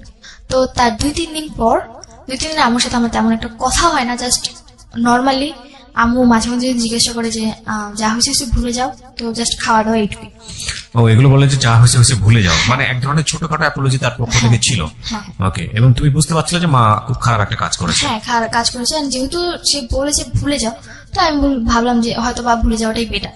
এই জিনিসগুলো যত বড় করবো আরো বড় হবে। তো তারপরে তুমি এই রাসেল ছেলেটাকেও তো তুমি বলতে পারতে যে তুমি রাসেল ছেলেটার সঙ্গে মেশা বন্ধ করে দাও। হ্যাঁ আমি তাকে মানে তার সাথে আমার এরকম কোনো কথা হতো না, আচ্ছা, আমি মানে বলতাম তার সঙ্গে তুমি না, এত আমার easy খারাপ ছিল লাগতো, না। এত ইজি ছিলাম না। তো বাবাকে ওই সময়টাতে কি ওই ঘটনার পর কি বাবাকে ওই জানাচ্ছিল? ঘটনার পর আমার মায়ের সাথে বাবার কথা হয়, এন্ড আমার মা আমার বাবাকে আমাকে এমনভাবে উপস্থাপনা করে যে আমি চারপাশে ছেলের সাথে রিলেশন করতেছি, আমি তাদের সাথে ঘুরতে যেতে যাচ্ছি, বাইরে যেতে যাচ্ছি, আমাকে দিচ্ছে না, এই কারণে আমি আম্মুর সাথে খারাপ আচরণ করতেছি, এন্ড তার গায়ে হাত তুলছে। ওকে আমার বাবার কাছে আমার উপস্থাপনা করেছিল এরকম। ওকে, এটা তুমি পরবর্তীতে কি জেনেছো? এটা আমি পরবর্তীতে জেনেছি। ফাইন, আমি স্টেপ বাই স্টেপ যাই। তারপর কি হলো? তো তারপর 2-3 দিন পর আমাকে চিড়িয়াখানা ঘুরতে নিয়ে যায়, and রাসেল? হ্যাঁ রাসেল, আমার আম্মু, আমি, আমার ছোট দু ভাই, তো আমরা সবাই মিলে ঘুরতে যাই। এন্ড ওই দিন যাওয়ার পর আমি আমার আম্মুর সাথে অনেকটা ফ্রি হই, যে না ওই দিন তার আচরণটা অনেক ভালো ছিল, আমার কাছে খুব ভালো লাগে। এন্ড আমি কখন আমার আম্মুর কান্না সহ্য করি, যাই হোক আমার আম্মু যদি একবার কান্না করে তারপর আমার আর কিছু দরকার নেই। হুম। তো পরে রাসেলের সাথে ঘুরতে যাই, এন্ড ওখানে দেখি যে রাসেল আমাদের ফুল ফ্যামিলিকে খুব ভালোভাবে হোস্ট করতেছে, আই মিন টেক কেয়ার করতেছে, জিনিসটা আমার কাছে খুব ভালো লাগে। এন্ড আমার টেক কেয়ারটা খুব বেশি এই করতেছে। ধরনের ব্যাপার কি তুমি তোমার বাবার কাছে কখনো পেয়েছো, যে লাইক তোমার বাবা তোমাদের কোথাও নিয়ে আমার যাও? বাবা কখনো কোথাও নিয়ে যায় না আমাদেরকে। আমার যে 13-14 বছর বয়সে আমি কখনো আমার বাবাকে আমাকে মার্কেটে নিয়ে যেতে দেখি। আজকের এই স্টোরিটা is very sensitive story, cause আপনারা বুঝে গেছেন এতক্ষণে যে স্টোরিটা কোন দিকে যাবে। কিন্তু স্টোরি ওই মোমেন্টের জন্য যারা ওয়েট করতেছেন তাদেরকে আমি বলবো যে লিভ দ্য স্টোরি, শোনার দরকার নেই আপনাদেরকে। কজ আজকের স্টোরির লেসনটা একটা মেয়ের বড় হয়ে ওঠা, মেয়ের জায়গাটা একটা ছেলেও হতে পারে, তার বড় হয়ে ওঠা এবং অত্যন্ত গোপনীয় একটা সামাজিক টানাপোড়েন বা ফ্যামিলিগত একটা টানাপোড়েন, সেই জায়গাটাকে তার ব্যক্তিত্ব বিকাশ, সবকিছু মিলিয়ে এটা খুব টাফ অ্যান্ড ভেরি সেন্সিটিভ একটা স্টোরি। এবং এই জায়গাটা থেকে আপনাদের যদি কিছু নেবার থাকে যে না আমি আমার সন্তানকে কিভাবে বড় করবো, আমার সন্তানের সাথে আমার আচরণটা কি হওয়া উচিত, বা সন্তান হয়ে বাবা মার প্রতি আমার কি পরিমাণ রেসপেক্ট দেখানো উচিত, কোন জায়গাটাতে আমাকে প্রাইভেসি মেনটেন করা উচিত, কোন জায়গাটাকে আমাকে এক্সপ্লোর করা উচিত, তাহলে বলতে পারবো আমাদের সিক্রেটটা সার্থক। আর যারা এন্টারটেনমেন্ট হিসেবে নিচ্ছেন যে না কি হয় কি হয় কি হয় দেখার জন্য, প্লিজ লিভ দ্য স্টোরি। বলো তারপর। তারপর বাইরে ঘুরতে যাই, and তার টেক কেয়ারটা আমার কাছে খুব ভালো লাগে, Okay. যে সে আমাদের উপর খুব ভালো কেয়ার করে, এন্ড তার আচরণটা আমার কাছে খুব ভালো লাগে। এন্ড তারপরে তার সাথে আমি অনেকটা ফ্রি, মানে এই রাসেলের সাথে আমি অনেকটা ফ্রি কথাবার্তা বলি। তো তখন এপ্রিল মাস, মানে ভ্যালেন্টাইন ডে, ওকে, তো না এপ্রিল মাস, বৈশাখ, পয়লা বৈশাখ। এন্ড পয়লা বৈশাখে সে আমাকে একটা ফুল কিনে দেয়। এন্ড আমার স্কুলে প্রোগ্রাম ছিল, প্রত্যেক পয়লা বৈশাখে আমার স্কুলে প্রোগ্রাম হয়, তো আমি স্কুলে যাবো, এন্ড আমার খোপার জন্য ফুল লাগবে, ফুল ছিল না, তো এই কারণে উনি পরবর্তীতে আমাকে যখন ফুল কিনে দেয় আমার কাছে খুব ভালো লাগে। এটা তোমার মা জানতো? হ্যাঁ আম্মু বলেই কিনে দিয়েছিল। ওকে, তো তখন আম্মুর সাথে রাসেলের কন্টিনিউ কথা হচ্ছে, ওকে, তো তোমাদের বাসায় আসা যাওয়া করে হ্যাঁ আসা যাওয়া হচ্ছে। এন্ড আমি এবং প্রাইভেট টাইম পাস করে? হ্যাঁ প্রাইভেট, মানে আমি যখন থাকি না তখন আসে, বা আমি যখন ঘুমোচ্ছি তখন এসে কথা বলে, বা আমি যখন রুমে চলে গেছি তখন তাদের মধ্যে একটু ডিস্টেন্স রাখি, যে হয়তো বা বুঝতে পেরেছে যে আমার এগুলো পছন্দ না তখন। তো পরবর্তীতে তখন এই সময়টাতে কি তুমি তোমার বাবাকে রাসেল সম্পর্কে বলেছো? যে রাসেল সময়টা সম্পর্কে তুমি তখনও বলনি? তখনও বলিনি রাসেল। এই প্রাইভেসিটা তুমি মেইনটেইন করেছো কেন? সিক্রেটটা তুমি মেইনটেইন করেছো এই কেন? জিনিসটা আমি মেনটেন করেছি কজ আমার বাবার সাথে আমার মাসে 2-3 মাসে একবার কথা হতো। 2-3 মাসে হ্যাঁ, একবার? একবার, তাও কেমন আছো ভালো আছো কিনা এইটুকু। তার এর মানে বেশি বুঝুন আপনি যে ওর কি পরিমাণ দূরত্ব ছিল ওর বাবার সাথে এবং ওর মায়ের সাথে। বলেন তারপর।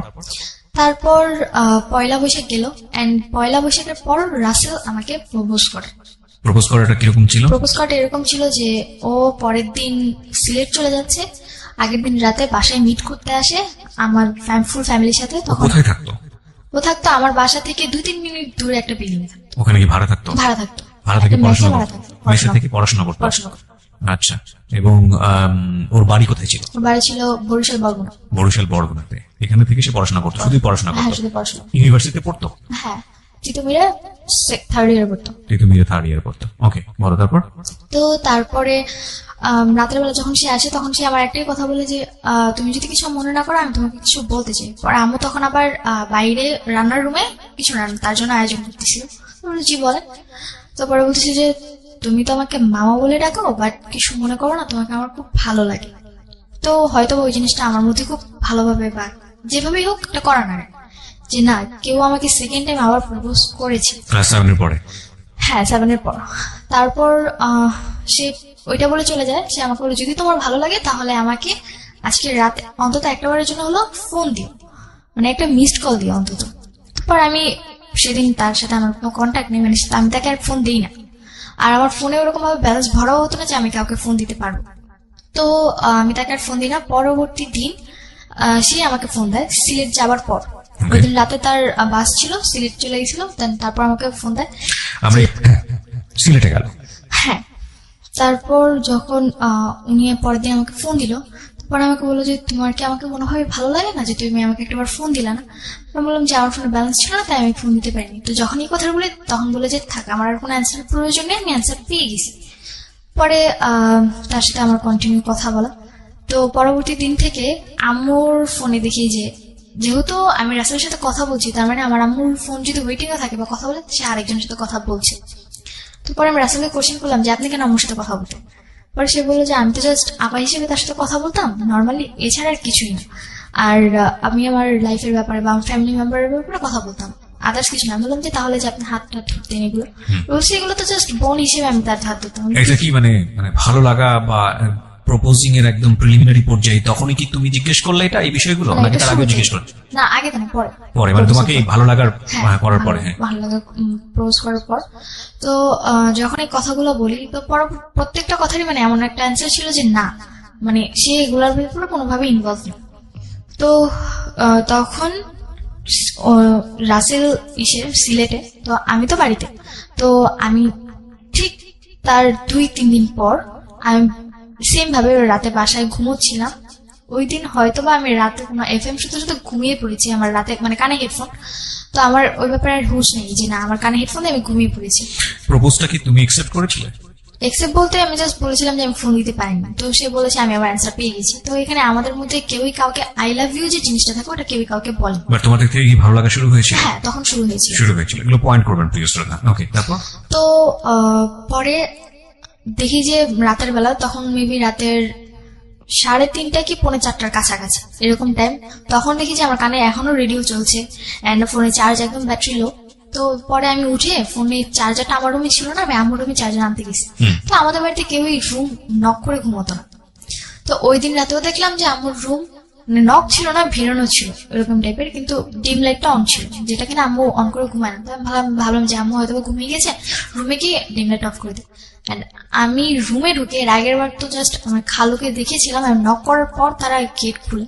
তো পরবর্তীবার আমি আবার ওপেনলি মানে যা দেখি সেটার জন্য আমি প্রপারলি প্রস্তুত ছিলাম না, একদমই না। অ্যান্ড আমার হাত থেকে ফোনটা পড়ে যায়, ব্যাটারি খুলে যায় ফোনের। টাচ ফোন ছিল তো টাচটা ফেটে গিয়েছিল। তো আমি দেখে মানে একদমই সহ্য করতে পারিনি। দরজাটা, আম্মুর রুমের দরজাটা জোরে মানে আটকে দিয়ে আমি আমার রুমে এসে দরজা আটকে মানে কি করবো তখন, মানে বাঁচবো না মরে যাবো সেটা চিন্তা করতেছি। মানে কি ছিল বিষয়টা? বিষয়টা ছিল যে আমাদের মানে আমাদের যে বাসার গলিটা, ওই গলি প্রথম ঢুকতেই একটা বাড়ি থাকে, ওই বাড়িতে একটা ছেলে থাকতো। তো ও আবার মার্কেটে জব করতো। তো ওর সাথে নাকি আমার কথা আগে থেকেই মোটামুটি ছিল। এন্ড সেদিন আমি স্টোরি জানতে চাচ্ছি না, তুমি আনএক্সপেক্টেড কাউকে ওখানে দেখেছো? আনএক্সপেক্টেড মানে আমি নর্মালি তাকে ওরকম ভাবে চিনতাম না। যে যাকে দেখলে তুমি ওই রাতের পরে তাকে চিনেছো, না তার আগে তুমি তাকে চিনতে? পরে চিনছি। পরে চিনেছো। সো ওকে, আমি সিচুয়েশন গুলো জানি। তারপরে তোমার রুমে আসার পরে কি হলো? তো আমি আমার রুমে এসে দরজা আটকে দিই। এন্ড পরবর্তীতে আম্মু ড্রেস আপ চেঞ্জ করে পরে আমার রুমে এসে নক করতে থাকে, আর ওই লোকটা ওখান থেকে চলে যায়। তো আমি রুমের দরজা খুলি না। তখন আমি কি করবো, আমার জাস্ট একটাই চিন্তা যে আমি মানে খুব কান্না করতেছিলাম, চিন্তা করছিলাম যে কেন আমি এখনো এই জিনিসগুলো দেখার জন্য আমাকে তোমাদের পুরো বাড়িতে কোনো পুরুষ মানুষ থাকতো না, কোনো পুরুষ মানুষ থাকতো না। ওকে, তো আমাকে আল্লাহ কেন বাঁচিয়ে রাখছে বা আমি কেন বেঁচে আছি। এন্ড তখন চিন্তা করলাম যে থাক, বেঁচে থাক এইগুলো দেখার চেয়ে মরে যাওয়াটা বেটার। তখন রাসেলের সাথে আমার ওরকম কথা নেই, কজ সিলেট যাবার পর জাস্ট ওই ফ্রি টাইম যখন হতো তো মানে ঘুরতে যেত, এই কারণে কথা বলতে পারতাম। সিলেটে সে কেন গিয়েছিল? তার বাড়িতে সিলেট গিয়েছিল বাড়ি না, তার সিলেট গিয়েছিল তার মেঝো ভাই ওখানে থেকে জব করতো। তো মেঝো ভাইয়ের সাথে দেখা করতে গিয়েছে। তখন রাসেল কোথায়? সিলেটে। সিলেটে। ওকে। তো কি করবো বুঝতে পারতেছিলাম না, মানে মাথায় কোনো কাজই করতেছিল না। পরে আমি মানে চিন্তা করলাম যে আমি সুইসাইড করে ফেলি, আমার বাঁচার কোনো দরকার নেই। বিকজ বারবার সরি বলার পরও যে এই জিনিসগুলো হচ্ছে, তারপর বেঁচে থেকে আমার আর কি লাভ। তো আমি চিন্তা করি যে ফ্যানের সাথে নিজের গলায় দৌড় দিব, আমার বাঁচার কোনো দরকার নেই। আর যেখানে বাবার সাথে আমার অতটা মানে কথাবার্তা নেই, আমি কাউকে আমার কথাগুলো শেয়ার করতে পারতেছি না, আমার তেমন কোনো ফ্রেন্ডসও নেই, আমার স্কুলে অতটা যাওয়া হচ্ছে না, আর বাসায় এরকম সিচুয়েশন, তো একটা মেয়ে সিচুয়েশনে থাকলে কি করে আমি কোনোভাবে একসেপ্ট করতে পারতেছিলাম না। তো আম্মু অনেকবার, অ্যান্ড আমার মানে অলরেডি ফ্যানের সাথে দড়ি মানে আমার উনা বাঁধাও শেষ, অ্যান্ড আম্মু প্রচুর নক করতেছিল যে আম্মু হয়তো ভয় পাচ্ছিল যে আমি যদিও কিছু করে ফেলি।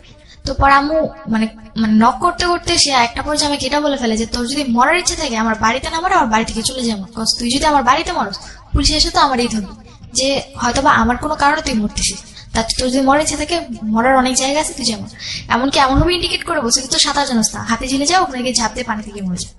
আরো বেশি খারাপ লাগছিল যে কি বলছি এগুলো।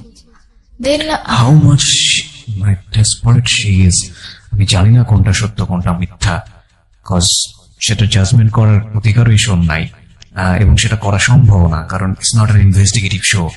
বাট এগুলো একটা ফ্যামিলিতে যদি হয় কি অবস্থা দাঁড়াবে, এবং মানে যে পক্ষর কথা বলছে সে পক্ষ কতটা ডেসপারেট এই বিষয়টাতে, ভয়ানক। বলুন তারপর আম্মু এরকম কথা যখন বারবার বলতেছিল তখন এতটা রাগ হলো নিজের ভিতর যে না, মরে গেলে তো মরেই গেলাম, মরে গেলে না কেউ আমার ব্যাপারে কিছু জানলো বা আমি না কাউকে কিছু বলতে পারতেছি না, আমি আমার মাকে ভালো করতে পারতেছি, তো আমি মরে গিয়ে কি করবো, তার চেয়ে ভালো মানে যতটুকু মানে তখন মনে হচ্ছিল যে না আমি একটা যুদ্ধের ময়দানে চলে এসেছি, আমাকে ফাইট করে বাঁচতে হবে, এখন যদি আমি ফাইট না করতে পারি তাহলে আমাকে কেউ মেরে ফেলবে। ক্লাস 9 পড়ো তখন? তখন আমি ক্লাস 9, আর মাঝামাঝি সময় মানে জুন জুলাই এরকম। পড়াশোনা করতে পারতে? পড়াশোনা বলতে আমার ওরকম পড়াশোনা হতো না, পরীক্ষার আগে রাতে যদি একটু পড়তাম তাও ওই অব্দি হতো। তোমার গ্রুপ কি ছিল? আমার গ্রুপ ছিল কমার্স। Commerce, okay. অ্যান্ড ছোটবেলা থেকেই মানে আমার আম্মু যেটা বলতো যে আমার বেশি পড়ার প্রয়োজন হতো না, যদি আমি অল্প পড়তাম তাহলেই আমার মানে সিলেবাস কভার হয়ে যেত। তো কি করবো বুঝতে পারতেছিলাম না, পরে আমি গেট খুললাম, অ্যান্ড গেট খুলে আম্মু দেখে যে মানে ওড়নাটা ফ্যানের সাথে বাঁধা। পরে আম্মু আমার হাত ধরে মানে চুলের মুঠি ধরে আমাকে তার রুমে নিয়ে গিয়ে ধাক্কা মারে, অ্যান্ড কি বলে ওয়াইড্রপ যে থাকে সেটার সাথে লেগে আমার কপালটা কেটে যায়। অ্যান্ড যখন আমার কপাল কেটে যায় তো পরে বলে যে তোর যখন এতই মরার ইচ্ছে এখানে কেন তুই মরবি, তুই বাইরে গিয়ে মর, তোর দরকার নেই এখানে থাকার বা এখানে বাঁচা। তো এই কথাগুলো যখন বলতেছিল খুব খারাপ লাগতেছিল, অ্যান্ড পরবর্তীতে সে আমাকে বেলুন নিয়ে মারতে শুরু করে, অ্যান্ড আমি লাস্ট অব্দি সহ্য করতে না পেরে তার মানে সে যেমন আমাকে মারছে আমিও তাকে মারছি, মানে তুমিও গায়ে হাত হ্যাঁ তুলে গায়ে হাত তুলছি লাস্ট অব্দি, বিকজ আমার সহ্য করার ক্ষমতা নেই, বিকজ এখন যদি আমি গায়ে হাত না তুলি তো হয় আমি মরে যাব, আর তা না হলে মানে কোনো একটা কিছু করে ফেলবো অঘটন, তো তার চেয়ে ভালো দেখি কি হয়। তো আমি তার গায়ে হাত তুলি, অ্যান্ড লাস্ট আমি তাকে মানে জাস্ট মানে ইয়াটা যে ডাল ঘুটনি ছিল ওটা দিয়ে তার পায়ে দুটো বাড়ি দিই, এর বেশি আর কিছু করি না। অ্যান্ড এই জিনিসটা সহ্য করতে পারে না। ওই রাতে আমার মামাদেরকে, আমার খালামুনিকে, আমার নানুকে ফোন করে আম্মু ডাকায় আনে যে দেখো তোমাদের মেয়েগুলা কি করতেছে। তো পরে মামার সবাই আসলেন, আমার তো মাথায় একদম সেন্স নাই বলতে গেলে, এরকম আমি সবার সামনে চিৎকার করে বলতেছি আমার কি দোষ দেখতেছো তোমরা, আমি কি করছি, আমি গায়ে হাত তুলে দোষ করছি, তাহলে ও যে রাতের পর রাত ছেলে এনে বাসায় থাকে, লোক এনে বাসায় থাকে, এটা কি ওর দোষ না? তুই তো গাড়ি করছিস? হ্যাঁ তুই তো করে বলছি। তো পরে মামারা বলছিল যে এই মেয়ে তো পুরো খারাপ হয়ে গেছে, এর তো মানে মামাদের কথা এরকম ছিল যে আমি পুরোপুরি খারাপ হয়ে গেছি, অ্যান্ড মায়ের নামে আজে বাজে কথা বলতেছি, সে যাই অন্যায় করুক না কেন সে আমার মা, কিন্তু আমার মাথায় তো ওটা নেই যে না সে আমার মা, সে কেন অন্যায় করছে, আমার কথা এটা কেন করবে, এইটুকু আমার মাথায় ছিল। অ্যান্ড মামারা আমার সাথে প্রচুর খারাপ আচরণ করতেছিল, মানে তুমি যেগুলো বলছো সেগুলোকে তারা একদমই বিশ্বাস করে না, একদমই বিশ্বাস করতেছে না। অ্যান্ড পরবর্তীতে মামারা বলতেছে যে তুই কোনো কথা বলিস না, ওরে মানে পুলিশদের ধরে দে, মানে আমার এক বড় মামা ছিল যে সে বলছিল যে ওকে পুলিশদের ধরা দে, বল যে মাকে খুন করতে গেছে, পুলিশদের ধরা দিলে দেখবি এমনি জেলের ভাত খেয়ে ঠিক হয়ে যাবে। আবার নানু বলতেছিল যে এত কিছুর দরকার নেই, তাবিজ করে রাখ, দেখবি যে তুই যা বলবি তাই শুনবি, এরকম উল্টাপাল্টা কথা বলছিল। তখন তো আমার মাথায় আরো রক্ত যে আমি একটা প্রবলেমে পড়ে তাদেরকে এই জিনিসগুলো বলতেছি, অথচ তারা আমার সাথে এত খারাপ কেন, নোবডি লিসনিং ইউ, তারা আমার তোমাকে কোনো কেউ কথাই কি শুনছে না। আমার আমি বলতে গেলে কোনো ফেল না একটা মানুষ, মানে আমি যা বলছি সবই বানোয়াট বলছি, কোনো সত্যি কথা বলছি না। খুব ক্রিটিক্যাল সিচুয়েশন প্রিয় শ্রোতা, এখানে যদি কেউ শুনেও সমাধানটা কি হবে খুবই ক্রিটিক্যাল। একটু চিন্তা করবেন, আপনারা আপনাদের জায়গা থেকে হয়তোবা মার দিকে আঙ্গুল তুলছেন, হয়তোবা কি তাই তুলছেন, আমি ডেফিনেটলি শিওর, কিন্তু মা আর মেয়ের সম্পর্ক, তো যেটাই হোক না কেন মা আর মেয়ের সম্পর্ক, এই জায়গাটা কিন্তু একটা সমাধানের জায়গায় আসতে হবে। এবং এটার সমাধানটা কি? কজ এমন একটা হস্টিলিটি সম্পর্ক গ্রো করেছে দুজনের মধ্যে, এবং এত ভয়ানক একটা রিজনে যেখানে সমাধান দেওয়ার মতো কেউ নেই, এবং পুরোপুরি ওর পক্ষে কেউ নেই, সবাই নিচ্ছে ওর মায়ের পক্ষে। সেটাই হয়তোবা তাদের জায়গা থেকে স্বাভাবিক ছিল। এবং এটা আসলে কোন জিনিসটাকে কাটবে, পক্ষ নিলেই বা এটার সমাধানটা কি হবে? মানে এর চেয়ে ডিফিকাল্ট মোমেন্ট মার লাইফেও কখনো এসছে কিনা জানি না, এবং ওর লাইফে তো অফকোর্স আমি জানি না শেষ পর্যন্ত সেটা কি হয়েছে। তবে যারা আজকের এই গল্পটা শুনে অনেকে বিশ্বাস করতে পারছেন না, তাদেরকে আমি বলবো আপনি নিশ্চয়ই পত্র পত্রিকা পড়েন, আপনি নিশ্চয়ই লাস্ট 2-4-5 বছরের ঘটনা যদি একটু পেছন দিকে যান, এইরকম একটা প্রেমের সম্পর্কের এবং অবৈধ সম্পর্কের কারণে নিজের ছেলে মেয়েকে মেরে ফেলেছে, এবং নিজের ছেলে মেয়েকে মেরে পত্রিকার শিরোনাম হয়েছে, হেডলাইন হয়েছে, এরকম অসংখ্য ঘটনা আপনি পাবেন। সো এতটা অবাক হওয়ার কিছু নাই। রেডিওতে ফর দ্য ফার্স্ট টাইম আমি বলি যে এইরকম একটা ডেসপারেট স্টোরি উঠে আসতেছে, আমরা চেষ্টা করতেছি এটার সমাধান খোঁজার জন্য। আমরা বিরতি নিচ্ছি, কথা বেরিয়ে সুভার কাছে আমি আবার যাচ্ছি। সুভা, তারপর কি হলো? তারপর ওই দিন রাতে পরে মামারা আমাকে উল্টাপাল্টা কথা বলে, এন্ড পরবর্তীতে মামা বলে যে আমার রুমে আমাকে দিয়ে যায় এন্ড বলে যে তুই এই রুম থেকে বেরোবি না, তুই যদি রুম থেকে বেরোস তাহলে সত্যি সত্যি তোকে আমি পুলিশে দিয়ে দিব। এরকম কথা বলতেছিল। পরে আমি আমার রুমে চলে যাই, আমি আর কিচ্ছু বলি না। মামারা পরে চলে যায় রাত। পরের দিন সকালবেলা আমার আশেপাশের মানুষ যে রাতে চিৎকার চেঁচামেচি হয়েছে, তো ওগুলো শুনছি। তো পাশের বাড়ির কয়েকজন আসছেন, মানে 3-4টা নানু আসছে। তো জিজ্ঞেস করলো যে কি হয়েছে। তো আম্মা আবার সকালবেলায় মানে এর আগের বারের মতো গেটে তালা দিয়ে চলে গেছে নানু বাসায়। পরে আমি সবাই বললাম যে এরকম কাহিনী হয়েছে। পরে বলতেছে তাহলে তুই তোর বাবাকে জানা। তো আমি তাদের কাছ থেকে ফার্স্ট ইন্সপিরেশন পাই যে না, আমি আমার বাবাকে জানাবো। কারা এটা বলে? আমার পাশের বাড়ির লোকেরা, পাশের আমার বাড়ির লোকেরা। প্রতিবেশী। তো পরে আমি বাবারে ফোন দিই। তো এর আগেই নাকি আমার আম্মু উল্টাপাল্টা অনেক কথা আমার বাবারে এক্স্যাক্টলি, বলবে। যেটা তুমি অনেক আগে আমাকে বলেছো। হ্যাঁ। তো পরে আমি যখন বাবারে ফোন দিই, মানে বাবার ডিরেক্টলি নাম্বার, আমার বাবা মুখস্থ ছিল নাম্বার, তো আমি ওই নাম্বারে ফোন দিই। পরে আপু আমার ফোন প্রথম কয়েকবার রিসিভ করে, তো আমার কাছে টাকা ছিল না, তো যার কারণে বাইরে ফোন দিলে টাকা বেশি কেটে নেয়। তো পরে আমি আমার নানুর কাছ থেকে, মানে যে পাশের বাড়ির নানু ছিল তার কাছ থেকে 100 টাকা নিয়ে আমার ফোনে লোড করি, তার ফোন দিই। তো এর মধ্যে আমার রাসেলের সাথে কোনো কথা নেই, মানে রাসেলের সাথে আমার কোনো কথা হচ্ছে না টোটালি। তো পরে বাবা আমাকে পরে নেট নাম্বার দিয়ে ফোন দিয়েছে, কি হয়েছে, কেন তুমি এত পাগলামি করতেছো, কেন তুমি তোমার মায়ের গায়ে হাত তুলছো, তুমি কি আমার মেয়ে? আমার বাবা আবার হাজি মানুষ ছিল, উনি 2 বার বড় হজ করেছে আর 18-19 বার উমরা করেছে। ওকে। তো তার কাছে ছিল এরকম যে আমি পর্দাশীল ভাবে চলবো, আমি কেন মায়ের গায়ে হাত তুলছি, কেন উশৃঙ্খল হয়ে গেছে, কেন ছেলেদের সাথে বাইরে ঘুরতে যাই, অথচ এগুলো কিছুই না। মানে ফোন দিয়ে যে কথাগুলো বলছে, মানে ওগুলো পুরোপুরি অবাক করা ব্যাপার। বলছে তুমি রাত করে, তোমার কি এটা নিজের বাড়ি যে তুমি রাত করে তোমার নিজের আরেকজনের বাড়ি তুমি লোক নিয়ে আসো? মানে আমি মনে হচ্ছে আকাশ থেকে পড়লাম, আমি বাসায় লোক নিয়ে আসছি মানে কি? পরে বলতেছে যে তোমার মায়ের সাথে আমার কথা হচ্ছে, তোমার মা আমাকে সব বলছে। ভাবলাম যে তুমি আমার কথাটা শুনবো, আমার কথাটা শুনবো না। পরে বাবা বলছে যে কি বলতে চাও তুমি বলো। পরে আমি বললাম যে এরকম এরকম ঘটনা হয়েছে, আমি কাউকে আনি না, এর আগে একবার লোক আনছে, এবার একবার লোক আনছে। তখন আমার মেজাজ খুব গরম ছিল। রাসেল আমার বয়ফ্রেন্ড বা আমার সাথে রিলেশন কিনা এত কিছু সেন্স আমার ছিল না। তুমি রাসেলের নামটা বলেছো? হ্যাঁ, আমি রাসেলের নামটা বলে দিয়েছি যে ও কিন্তু ওর সাথেও কথা বলে। এখানে 3টা মানুষের নাম অলরেডি উঠে আসছে। তারপর আম্মু বলতে, মানে আব্বু আমাকে বলতেছে যে এগুলা কিছুই না, সব ব্যাপারে আমি জানি, তোমাদের এই বয়সী মেয়েরা যে কত খারাপ হতে পারো ওই ব্যাপারে আমার জানা আছে। এই কথা বলে ফোন কেটে দিছে। পরে আমি ফোন দিচ্ছি আর ফোন রিসিভ করেনি, ফোন পিকও করেনি। পরে মানে আম্মু বাসায় আসতেছে, বাসা থেকে এসে খাওয়া দাওয়া করতেছে, মানে আমার ভাইদেরকে নিয়ে আবার চলে যাচ্ছে, কিন্তু আমাকে বাসায় ঢুকতে দিচ্ছে। কোথায় যাচ্ছিস? নানু বাসায় চলে যাচ্ছে, বাসাটা বাইরে থেকে তালা দাও? বা তালা দিয়ে চলে যাচ্ছে। তুমি কোথায় তখন? আমি বাইরে, তোমাকে বাসার ভিতরে বাসায় ঢুকতে ঢুকতে দিচ্ছে না। তোমার নানুর বাড়ি কত দূর ছিল বাসা থেকে? আমার বাসা থেকে 8-9 মিনিটের রাস্তা। ওকে। তো আমাকে বাসায় ঢুকতে দিচ্ছে না। এন্ড ঢাকার কোন এলাকার ঘটনা এটা? এটা বাড্ডালা। বাড্ডা। ওকে। পরে এর মধ্যে তো তার আগের দিন রাতে আমার মামারা নানুরা এসে আমাকে অনেক কথা বলে গেছে, এন্ড বলে গেছে আমি যেন টোটালি তাদের বাড়িতে না যাই। আমার মামার নানুদের কথা এরকম ছিল, যদি আমি ওই বাড়িতে যাই, যে আমার মামা তো বোনরা আছে, আমারটা শিখে নাকি তারা খারাপ হয়ে যাবে।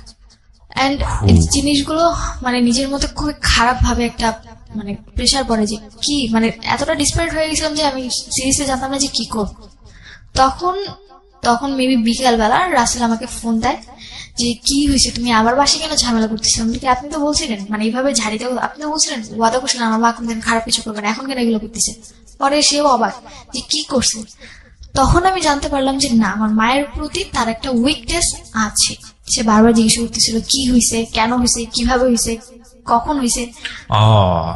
মানে কিউরিয়াসিটিটা এমন বেশি ছিল যে আলটিমেটলি তো তার প্রতি কমিটেড ছিল। কমিটেড ছিল। So, আমি যে বলতেছি আমারটা এতটা মানে ইম্পর্টেন্ট না, বা আমি যে একটা সিচুয়েশন আছে ওটা ইম্পর্টেন্ট, শুধু মায়ের বিষয়গুলো জানতে চাই। ব্যাপারগুলো জানতে চাচ্ছে। তো পরে আমি তারে বললাম সবটা। পরে সে বললো যে ঠিক আছে আমি আজকে আসতেছি, সে দেখতেছি কি হয়। তখন সে ওখান থেকে সিলেট থেকে রওনা দিয়ে দেয়। তো পরে মেবি তার সাথে আমার কথা হয়, আম্মু আবার তার কথা শুনতো, মানে সে যা বলতো তাই শুনতো। তো পরে রাতের যখন 10টা বাজে, বাই দ্য ওয়ে একটা কোশ্চেন আমি বোধহয় ছেড়ে যাচ্ছি, যে ছেলেটার সাথে এই সম্পর্কটা বা আগের যে ছেলেটাকে নিয়ে তুমি এটা বললা, তাদের ফ্যামিলিতে তুমি চাইলে জানাতে পারতা? তাদের ফ্যামিলিতে জানাতে পারতাম চাইলে, কিন্তু আমি কি করে জানাবো? আমি তো তাদের ফ্যামিলির সাথে অতটা ইন্ট্রোডিউস না। আর আমার কথা আমার ফ্যামিলির কেউই বিশ্বাস করতেছে না, তাদের ফ্যামিলি কি করে বিলিভ করবে? এক্স্যাক্টলি। তুমি তো যখন তোমার মা সম্পর্কে কমপ্লেন গুলো করছো, নিশ্চয়ই কে এসেছিল রুমের মধ্যে সেটা তুমি জানতা। তো তাদের কথা নিশ্চয়ই তুমি তোমার ফ্যামিলিকে বলতেছিলা, তোমার হ্যাঁ, নামকে আমার নাম বলতেছিলা। সবাইকে বলতেছিলাম। তখন তারা রেসপন্স? কেউই বিলিভ করতেছিল না। তাদের কথা ছিল এটাই, আম্মু বলতেছে আমি রাতে ঘুমোচ্ছি, ও কান্না কার সাথে ফোনে কথা বলছে, ওর মাথা বেরিয়ে গেছে, সে আমার সাথে খারাপ হাউ ইট ইজ পসিবল? মানে যখন তুমি কোন একটা সিচুয়েশন বলতেছো এবং সেই সিচুয়েশনের জন্য কে দায়ী সেটাও তুমি বলতেছো, তখন তো তাদের উচিত ছিল যে ওই আমার ছেলেটাকে কথা ডেকে নিয়ে আসা, বা ওই যার এগেইনস্টে কমপ্লেন তাকে ডেকে নিয়ে আসা। হ্যাঁ, আমি এটাও বলছিলাম যে তুমি বিশ্বাস না করলে তাকে ডেকে নিয়ে আসো, যে একটু আগে আমার বাসায় ছিল। যখন এই কথাগুলো বলতেছি তখন বলতেছি যে দেখছেন দেখছেন, মানে আম্মু আমার মামাকে এভাবে বলতেছিল যে দেখছেন দেখছেন কতটা খারাপ হয়ে গেছে, এখন আউটলুক আনে আমার দিয়ে মানে আমার ফাঁসাইতে যেতেছে, এরকম কথা বলতেছে। ও গড, মানে আর মানুষের আমার- মধ্যে একটু হলো সন্দেহ হওয়া উচিত, মানে এতটা ব্লাইন্ড সাপোর্ট কিভাবে আসে? মানে আই এম রিয়েলি কনফিউজ এই জায়গাটায়। ওকে, And পরবর্তীতে আমি মামাদের মুখ থেকে এটা শুনতে পারলাম যে আমি নাকি রাতে লোক এনে থাকতাম, এন্ড তাদেরকে বলতাম যে আমি যে তাদের সাথে থাকছি এটা না বলে বলবো, তাদেরকে বলে দিব যে তারা যেন আমার মায়ের সাথে এসে থাকছে, এটা যেন তারা সবাই বলে। তাদের মনে আমার মা বাবার মানে আমার মায়ের প্রতি এই বিলিফটা ছিল, ওকে। and তারা এই বিলিফটা করাইছে আমার আম্মু। পরে রাতের 10টার দিকে আমি বাসায় ঢুকে and সারাদিন আমার না খাওয়া, আমার সারাদিন কোনো খাওয়া নেই, and রাতে তো অলরেডি ঝামেলা হয়ে গেছে। তো আমি বাসায় ঢুকছি এন্ড ফ্রিজ থেকে জাস্ট এক বোতল পানি নিয়ে আমি আমার রুমে এসে ঘুম, কজ সারাদিন অনেক টায়ার্ড ছিলাম। তো ঘুমিয়ে পড়েছি। পরের দিন সকাল 6টার দিকে রাসেল এসে আমাদের গেটে নক করে। রাসেল এসে গেটে নক করে, আমি গেট খুলে দেয় এন্ড দেখি অনেকক্ষণ রাসেল আমার সাথে কথা বলে। এন্ড তখন মানে আমি সহ্য করতে পারতেছিলাম যে রাসেল আমার সাথে কথা বলবে, হয়তো আমি ওর প্রতি অনেকটা উইক হয়ে গেছিলাম। তো আমি সহ্য করতে পারতেছিলাম না, আমি আমার রুমের দরজা নক করে বসে আছি। রাসেল অনেকক্ষণ এসে পরবর্তীতে আমার রুমে নক করে, পরে আমি গেট খুলে দিই। পরে আমাকে নিয়ে যায়, নিয়ে গিয়ে বলতেছে যে শোনো, মায়েরা ভুল করতেই পারে, তবুও তো তোমার মা, কিছু মনে করো না। তো আমার আম্মুর সামনেও নিয়ে কথা বলে। পরবর্তীতে আমার রুমে এসে আমাকে যেটা বলে যে তুমি যেটা করছো ঠিক করছো। আমি ফার্স্ট টাইম তার দিক থেকে একটা ইন্সপিরেশন পাই যে না, সে আমাকে বলছে আমি যেটা করেছি ঠিক করেছি। আমার মায়ের গায়ে হাত তুলেছি, প্রতিবাদ করেছি, তাকে জানিয়েছি মামাদেরকে। হ্যাঁ, তারা বিশ্বাস করছে না তাদের ম্যাটার, কিন্তু বলেছি তো। পরবর্তীতে তো যদি কোনো প্রবলেম হয় আমাকে ব্লেম দিতে পারবে না। তখন আমি রাসেলের কাছ থেকে জিনিসটা পাই। তো পরে রাসেল আমাকে আর কিছু বলে না। তো এরপর রাসেলের সাথে রাতে আমার কন্টিনিউ কথা হতে থাকে, 2 ঘন্টা 3 ঘন্টা 4 ঘন্টা। তো আম্মুর রুমে কথা বলতো আর আমি আমার রুমে থাকতাম। এন্ড আম্মুর সাথে আমার টোটালি যে মা মেয়ের একটা ক্লোজ রিলেশন থাকে, ওই রিলেশনটা নেই। জাস্ট নর্মালি, মানে মনে হচ্ছে যে আমি যেন তার বাসায় ভাড়া থাকছি আর সে আমাকে জাস্ট নর্মালি টেক কেয়ার করছে, এইটুকুই। তো পরবর্তীতে দেখি যে মানে প্রথম কয়েকবার জিনিসগুলো দেখতে পরে গায়ে এসে হয়ে গেছে যে রাতে তার সাথে এসে থাকছে, সে তার মতো থাক, আমি আমার মতো ভালো থাকলেই হয়েছে। এন্ড আমি আমার পড়াশোনাটা কন্টিনিউ করছি, প্রতিদিন রাতেই দেখছি একজন তোমার বাবা কোন ক্লাসে থাকতে যেন দেশের বাইরে গিয়েছিল? ক্লাস 8 লাস্ট দিকে। এই যে 8 এর পর থেকে এতগুলো ঘটনা তুমি দেখছো, এর আগে তো দেখতে না না, এরকম এর বাসায় আগে আসে? কিছু দেখতাম না। এর মাঝখানে তোমার বাবা আসেনি? না, এর মাঝখানে কতদিন পর পর আসতো তোমার বাবা? বাবা যাবার পর 3 বছর পর এসেছিল, পরে গেছে। কি এখন করতে উনি বিদেশে কি করতো? উনি বাইরে একটা কোম্পানি জব করতো। উনি কি ছুটি পেতো না নাকি উনি আসতো না? ছুটি না বলতে ছুটি দেওয়া হতো না, ওদের Okay. কন্ট্রাক্ট ছিল 5 বছরের আগে ছুটি দিবে না, তবে 3 বছর পর যদি চায় তাহলে 2 মাসের ছুটি দিবে। ওকে, ঠিক আছে, বলো তারপর। তারপর তুমি রাসেলের সঙ্গে যে ঘন্টার পর ঘন্টা কথা বলছো, এটা তোমার মা জানতো ওই সময়? মা জানতো বলতে জানতো কথা বলি, কিন্তু কার সাথে কথা বলি এটা জানতো। এটা জানতো না। ওকে। তো পরে আমার সাথে যদি রাসেলের 3টা অব্দি কথা হতো, 3টার পর থেকে আবার রাসেল আম্মুর সাথে কথা বলতো। এটা তুমি পরে জেনেছো? পরে জেনেছি, যখন রাসেলকে কোশ্চেন করলাম, পরে রাসেল বলে যে তোমার ব্যাপারে কথা বলতেছি, ওর কথাটা ছিল এরকম। ফাইন, তুমি যে জায়গাটায় ছিলে সেটা হচ্ছে যে তোমার আম্মুর এরপরে এইসব বিষয়গুলো তোমার কাছে তেমন একটা পাত্তা পেতো না, তুমি তোমার মতো থাকতো, তোমার মা তোমার হ্যাঁ। তার মতো লাইফ লিড করতো, এবং তুমি সেখানে কি কনফার্ম ছিলে যে এরপরেও এই ধরনের ঘটনা এরকম- ঘটছে? হ্যাঁ, এরপরেও ঘটতো? হতো। Because আমি পরে টেক কেয়ার করতাম। তোমাদের রুমটা কি খুব পাশাপাশি ছিল? পাশাপাশি বলতে আমার রুম, তারপর একটা মাঝখানের রুম, তারপর আমার। তো তোমার রুমে একটা গ্যাপ ছিল। ওকে। পরে দেখি যে রাসেল আমাকে ইন্সপিরেশন দিতে থাকে যে তুমি তোমার মায়ের ব্যাপারে প্রতি রাতে এসে থাকে, কেন কিছু বলছো না, তুমি এতদিন কেন আমার এতগুলো কথা বলো নাই, প্রতি রাতেই লোক এসে থাকে, তুমি আবার পার্টিকুলার কোনো লোক ছিল এই লোকটা, কোনো বিশেষ লোক ছিল নাকি র্যান্ডমলি চেঞ্জ হতো এটা? চেঞ্জ আপ বলতে তুমি কজন লোকের সঙ্গে জানো এটা? আমি প্রথম দেখেছি 2 জন, পরবর্তীতে আরো 2 জন দেখেছি। ওকে, ঠিক আছে, বলো। তো তারপর তোমাকে কি বললো? কন্টিনিউ 4 জন আসা যাওয়া করতো। পরবর্তী যখন আমি রাসেলের সাথে জিনিসটা প্রথমে শেয়ার করতে চাই, পরে ওর অনেক জোর জবরদস্তির কারণে পরে ওর সাথে যখন শেয়ার করলাম, পরে দেখলাম যে আমি যে ওর কাছে ব্যাপারগুলো শেয়ার করলাম সেই কথাগুলো ওকে আমাকে বলে দিছে। এন্ড তখন তো আমার উপর আরো বেশি টর্চার। তোমার মা এসে কি বললো বিষয়টা নিয়ে? আমার মা এসে আমি ঘুমিয়েছিলাম, এসে আমার হাত ধরে টেনে তুলছে। পরে আমি বললাম যে কি শুরু করছো তুমি এগুলো, আমাকে এরকম বলতেছে। আমি কি শুরু করলাম, বলে কি যে তাহলে তো একটা কাজ করতে পারো, মাইক নিয়ে মসজিদে গিয়ে মাইক নিয়ে ফুল এলাকাকে জানো আমি কি করি না করি, আর তোমার কথা কেউ বিশ্বাস করবে না, ছোটবেলা থেকে আমি এলাকার মানুষ হয়েছি তো আমার কথা সবাই বিশ্বাস করবে। আমার কথাটা ছিল এরকম। আমি কি বলছি, মানে তখন আমি পুরো আমি কি বলছি আমি কিচ্ছু বুঝতে পারতেছি না। পরে বললো যে তুমি কি মনে করো আমি কি কিছুই জানি না, আমি তো সবই জানি, তুমি রাসেলকে এইসব কথা বলছো, কেন বলছো এগুলা, কি চাও তুমি এগুলা। তো পরে আমি বললাম যে আমি কি বলছি তুমি রাসেলকে ডাক দাও, তারপর জিজ্ঞেস করো। পরে রাসেল আসলো, পরে রাসেল আসার পর আমি জিজ্ঞেস করলাম আমি আপনাকে কি বলছেন, আপনি আমার আম্মুকে কি বলছেন। পরে বললো যে দেখো আমি তো ওরকম ইন্ডিকেট করে কিছু বলিনি তোমার আম্মুকে, জাস্ট এটুকুই বলছি যে কেন উনি এগুলা করে, এগুলো তোমার উপর খারাপ এফেক্ট পড়ে। মানে সে বুঝাচ্ছে যে সে আমার উপর অনেক টেক কেয়ারিং, সে আমার অনেক টেক কেয়ার করে, এই কারণে আম্মুকে বুঝাতে চাইছে, কিন্তু এই জিনিসটা তো আমার উপর ভালোভাবে ইফেক্ট পড়তেছে। এন্ড তারপরে আমার একটা বিশ্বাস হয়ে গেছে যে না উনি হয়তো আমার টেক কেয়ার করতেছে। দ্যাট মিন্স তুমি কি তাকে তখন লাভ করো? হ্যাঁ, তখন তাকে লাভ তোমাদের দ্বিপাক্ষিক বিষয়টা যেরকম মানে মিউচুয়ালি ছিল যে না দুজন দুজনকে লাভ করো। হ্যাঁ, দুজনকে লাভ করি, এটা আমাদের মিউচুয়াল ছিল, কিন্তু আমি কখনো সহ্য করতে পারতাম না যে সে আমার আম্মুর সাথে কথা বলে। Biggest mistake, another biggest mistake এর সাইডটা থেকে, কারণ ও কিন্তু জানতো যে রাসেলের সঙ্গে ওর মায়ের এইরকম একটা সম্পর্ক আছে এবং ওর মায়ের জায়গাটা থেকে এটা বিশ্বাস করা খুবই কঠিন যে রাসেলের সঙ্গে তার সম্পর্কটা ভাই ভাইয়ের মতো, কিন্তু তারপরে ও জড়িয়ে গেছে বিকজ অফ ওর এজটা খুব সেন্সিটিভ একটা এজ, ও মাত্র ক্লাস 9-এ পড়ে, এবং ওই সময়টাতে যে ওকে সাপোর্ট দিবে, যে ওর পাশে একটু হলেও দাঁড়াবে, যে ওর সাথে একটু ভালো কথা বলবে, তার প্রতি ও দুর্বল হবে। এই বয়সটা এরকম, এবং সেটাই হয়েছে, এবং ইটস দ্য বিগেস্ট মিস্টেক। কিন্তু কিছু করার নেই, কারণ ও ধরা, ওর বয়সের কাছে ধরা, এগুলো একটু খেয়াল রাখতে হবে। হ্যাঁ, অ্যানাদার পয়েন্ট। ওকে, বলেন।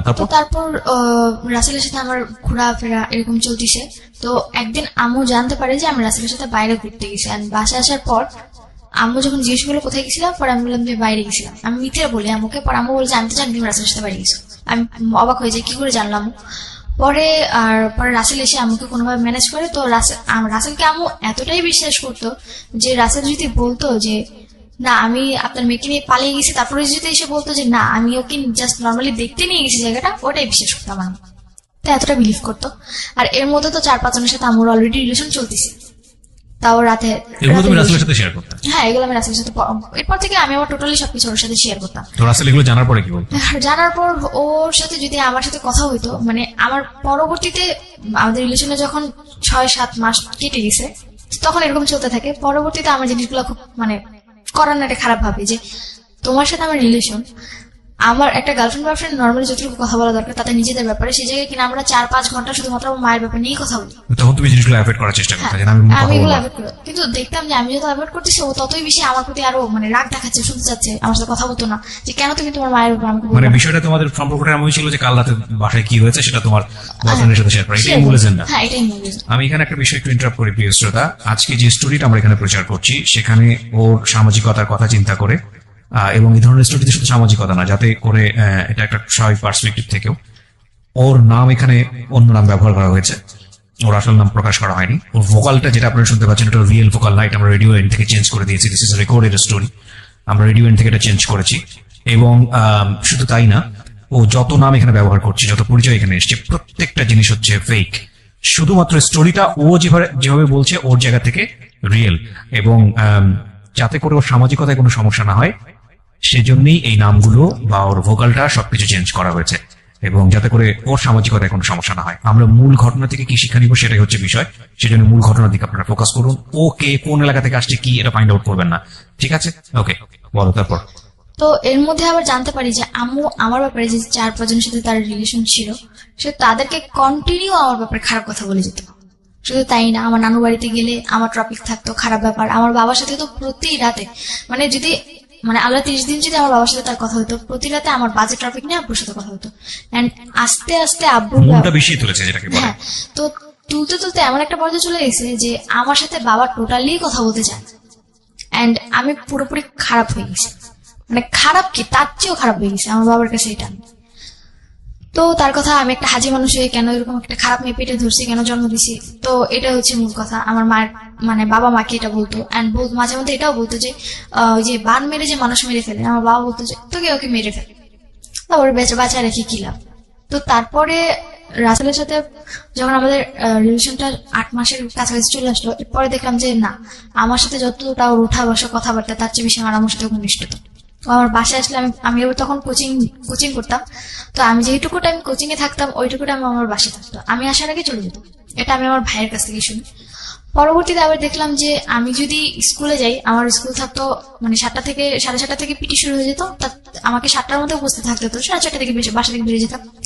তখনও আমার বাসায় আসতো, আর আমার স্কুল ছুটি হতো 1:15-তে, মানে আমার আস্তে আস্তে বাসা যেতে যেতে এরকম 1:45 বেজে যেত, তার আগেও চলে যেত বাসা থেকে। এই জিনিসগুলো আমার খুবই খারাপ লাগে। এন্ড পরবর্তীতে রাসেলের ম্যাটার নিয়ে প্লাস বাদ বাকি যে ম্যাটার গুলো ছিল ওগুলো নিয়ে আম্মুর সাথে আমার তর্ক লাগতে থাকে। তো পরবর্তীতে আম্মু বলে যে তাহলে তোর বাসায় খাওয়া দাওয়া বন্ধ, তুই বাসায় খাওয়া দাওয়া করবি না, জাস্ট তোর থাকতে দিলাম দয়া করে আমার বাড়ি দেখে। আর কথায় কথায় আমাকে শুনতে হতো এটা তার বাড়ি, মানে বাড়িটা তো আসলে ওনার নামে হ্যাঁ ছিল। ওনার নামে। আর কথা বলতে একটাই যে এটা তোর বাবার বাড়ি না, যে তুই তোর নিজের পছন্দ মতো চলবি আর তুই তোর কথাগুলো বলবি। আর Another point, another important point, প্রিয় শ্রোতা, যে এখানে বাবার শক্ত হওয়ার সুযোগ ছিল কিনা আদৌ? আচ্ছা, তোমার বাবার কি এতটুকু সামর্থ্য ছিল না সে নিজে একটা বাড়ি করে, বা তারপর তোমার না। মার উপর অর্থনৈতিকভাবে ডিপেন্ড ছিল? আমার বাবা বলতে গেলে গ্রামে বাবার প্রচুর সম্পত্তি জায়গা আছে, কিন্তু ঢাকার মেয়ে বাবা পছন্দ করে, সেই ক্ষেত্রে আমার মায়ের বাড়ি ছিল, এখানে বাবা মোটামুটি উইক ছিল আমার মায়ের প্রতি। ওকে, ঠিক আছে, বলো। তারপর জিনিসগুলো মানতে পারি না। তো একদিন রাসেল অসুস্থ থাকে, তো এর মধ্যে আমাদের রিলেশনটা এরকমই চলতে থাকে। ওর সাথে আমার প্রতিদিন ঝগড়া হতো, কেন আম্মুর সাথে কথা বলে, আর আম্মুর সাথে তো আমার প্রত্যেকদিন ঝগড়া হতে, আর কোনো না কোনো কারণে প্রতিদিন আমার 2-1টা থাপ্পড় খেতেই হবে। মার কাছ আর থেকে? হ্যাঁ, আর গালাগালির তো কোনো লিমিটই ছিল না। খেতে বসতে গালি শুনতে হতো, ঘুমোতে গেলে গালি শুনতে হতো, মানে এত নিম্ন স্তরের গালিগুলো মানে চলে গেছিল যে তার কাছ থেকে শুনে শুনে মনে হচ্ছে যেন ওই জিনিসগুলো এখন আমি রিপিট করছি। ও, আর মানে খারাপ, মানে খুব খারাপ সেন্সেশন। মানে নিজে সবসময় একটা জিনিস চিন্তা করতাম যে কেন এই ফ্যামিলিতেই বা জন্ম নিলাম, বা কেনই বা এগুলো আমি সহ্য করছি। তো তারপরে যখন আমি অতিরিক্ত উইক হয়ে পড়ি রাসেলের উপর, তো আমি টোটালি ওর না করে যে তুমি আমার মায়ের সাথে টোটালি কোনো কন্ট্যাক্ট করতে পারবে না। এবার তোমার বোন হোক, মা হোক, বাপ হোক, চাচা হোক, যাই হোক না কেন, বা তোমার আত্মীয় রক্তের কেউ হোক, তুমি কারোর সাথে আমি ছাড়া দুনিয়া সবার সাথে যোগাযোগ করে, একমাত্র আমার মা ছাড়া। আর আমার মায়ের প্রতি আমার এমন একটা ঘৃণা নিজের মধ্যে জন্মে গেল যে আমি দুনিয়ার একটা নিকৃষ্ট মানুষকে সহ্য করতে পারবো, কিন্তু তাকে করতে পারবো না। ওকে ওকে। তো মায়ের তো অলরেডি এরকম রিলেশন চলছে। তো এরপরে বাসায় আসাটা মানে 2-3 জনের বাসায় আসা বন্ধ হয়, কিন্তু আম্মু পরবর্তী থেকে তাদের বাসায় যাওয়া শুরু করে, বা বাইরে আউটসাইডে দেখা করে মিট করা শুরু করে। এটা তুমি জানলা কিভাবে? এটা জানতে পেরেছি রাসেল একবার আম্মুকে ফলো করেছিল, তারপর জানতে পেরেছি। রাসেল তোমাকে ইনফরমেশনটা দেয়? হ্যাঁ, রাসেল ইনফরমেশন দেয়। আর আম্মু যে কথা বলতো, পরবর্তীতে আরেকটা এখানে মাঝখানে একটা ঘটনা ঘটেছে, সেটা হচ্ছে যে একবার আম্মুর সাথে এরকম ঝগড়া হওয়ার কারণে তো আমি নাকি, বাবা আম্মুকে বলে যে যেহেতু তোর মেয়ে এতই খারাপ হয়ে গেছে, তাহলে তুই ওকে কেন আলাদা রুমে থাকতে দিচ্ছিস? তার মানে ও বাইরে থেকে লোক এনে রাতের পর রাত বাসায় থাকছে, তুই কেন এটা মেনে নিচ্ছিস? তাহলে ওকে রুম ছেড়ে দিতে বল, তুই তোর রুমে মাটিতে ফ্লোরে ওরে থাকতে দিবি, যদি থাকতে হয় থাকবে, আমি তো বাসা ছেড়ে চলে যাবি, কজ এটা তোর বাড়ি। তো আম্মু আব্বুর কথা শুনে আমাকে আমার রুম থেকে চলে আসতে বলে। তো আমি পরবর্তীতে আমার রুমটা ছেড়ে দিয়ে আমি আম্মুর রুমে ফ্লোরে বেড করে ঘুমোতাম। তো তখন তো রাতের আমার আবার মানে ক্লাস 6 থেকে রাত জাগার একটু স্বভাব ছিল, রাতে এফএম শুনতাম। তো আম্মু রাতে কি বলতো, কানে এফএম থাকলে যদি আমি এফএম অফ করে দিই পাশে গিয়ে বলতে, তো আম্মু আবার মাঝে মধ্যে করতো কি, মানে অনেক নেগেটিভ আর ন্যারো মাইন্ডের কথা বলতো। তো আমি এগুলো শুনছি কিনা, হয়তো অপোজিট সাইড থেকে তাকে জিজ্ঞেস করতে যে তোমার মেয়েগুলো শুনছি কিনা দেখো তুমি। তো তখন আবার আমাকে ডাক দিত যে সুভা তুমি কি আমার কথা শুনছো? তো যখন এরকম ডাক দিত তখন আমি না শোনার ভান করে বসে থাকতাম, তার মানে আমার কানে হেডফোন আছে, আমি তার কথা শুনছি। নেগেটিভ ন্যারো বলতে?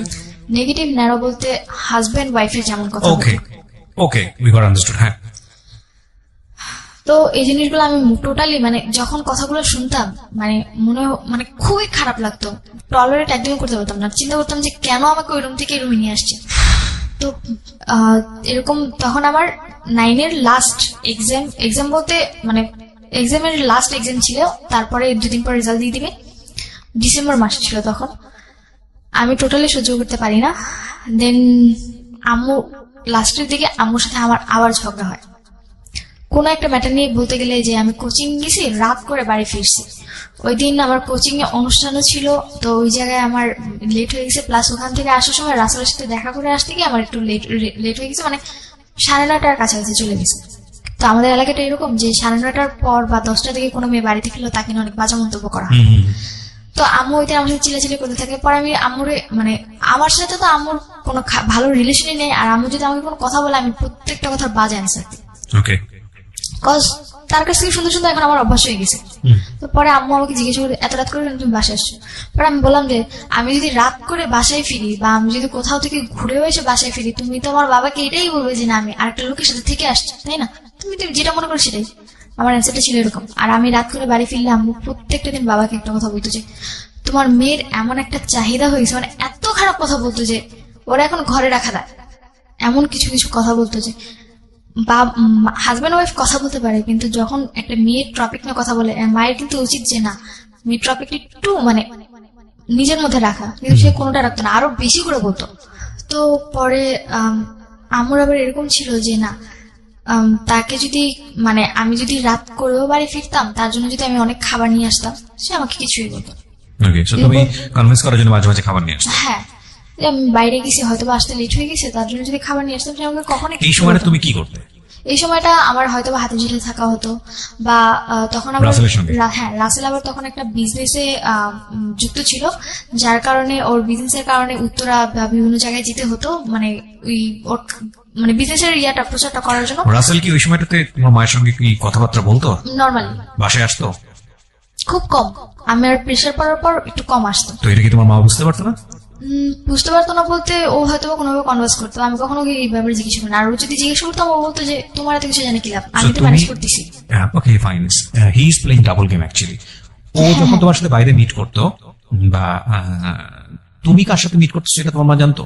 মিট করতেছি বলতে আমার ওর সাথে বেশিরভাগই মিট হতো হয় কোচিং ফাঁকি দিয়ে, আর তা না হলে স্কুল ফাঁকি দিয়ে। আচ্ছা, তো এটা কি তোমার মা জানতো যে তুমি না। কার সাথে টাইম পাস করতেছো, কোন না, ছেলের এটা সাথে? আমি জানতাম না। এটা জানতো না। হ্যাঁ। আচ্ছা, তো তুমি বলছিলে রাত করে বাড়ি ফেরা, কটার দিকে ফিরতে সর্বোচ্চ রাত হলো? আমার সর্বোচ্চ 9:30টার অব্দি কখনো যাই। 9:30।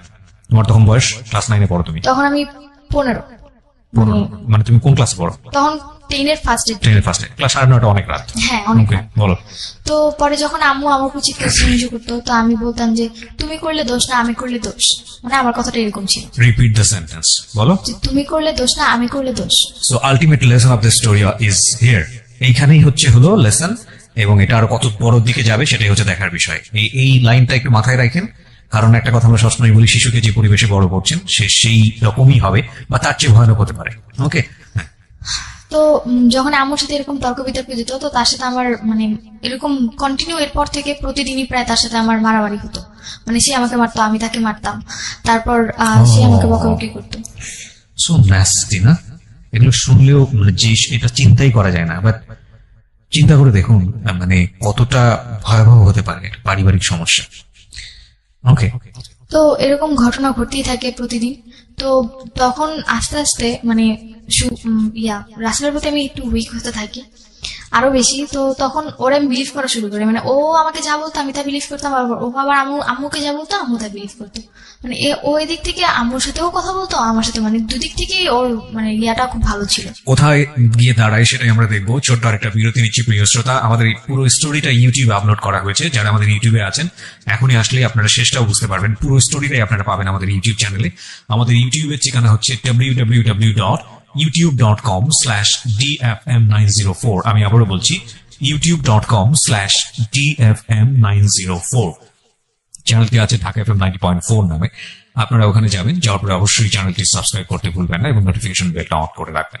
নতুন কোনো কন্টেন্ট ওখানে আপলোড করার সঙ্গে সঙ্গে আপনি আপনার মোবাইলে জানতে পারবেন। ওকে, ছোট্ট একটা বিরতির পর আমরা আবারও ফিরে আসছি।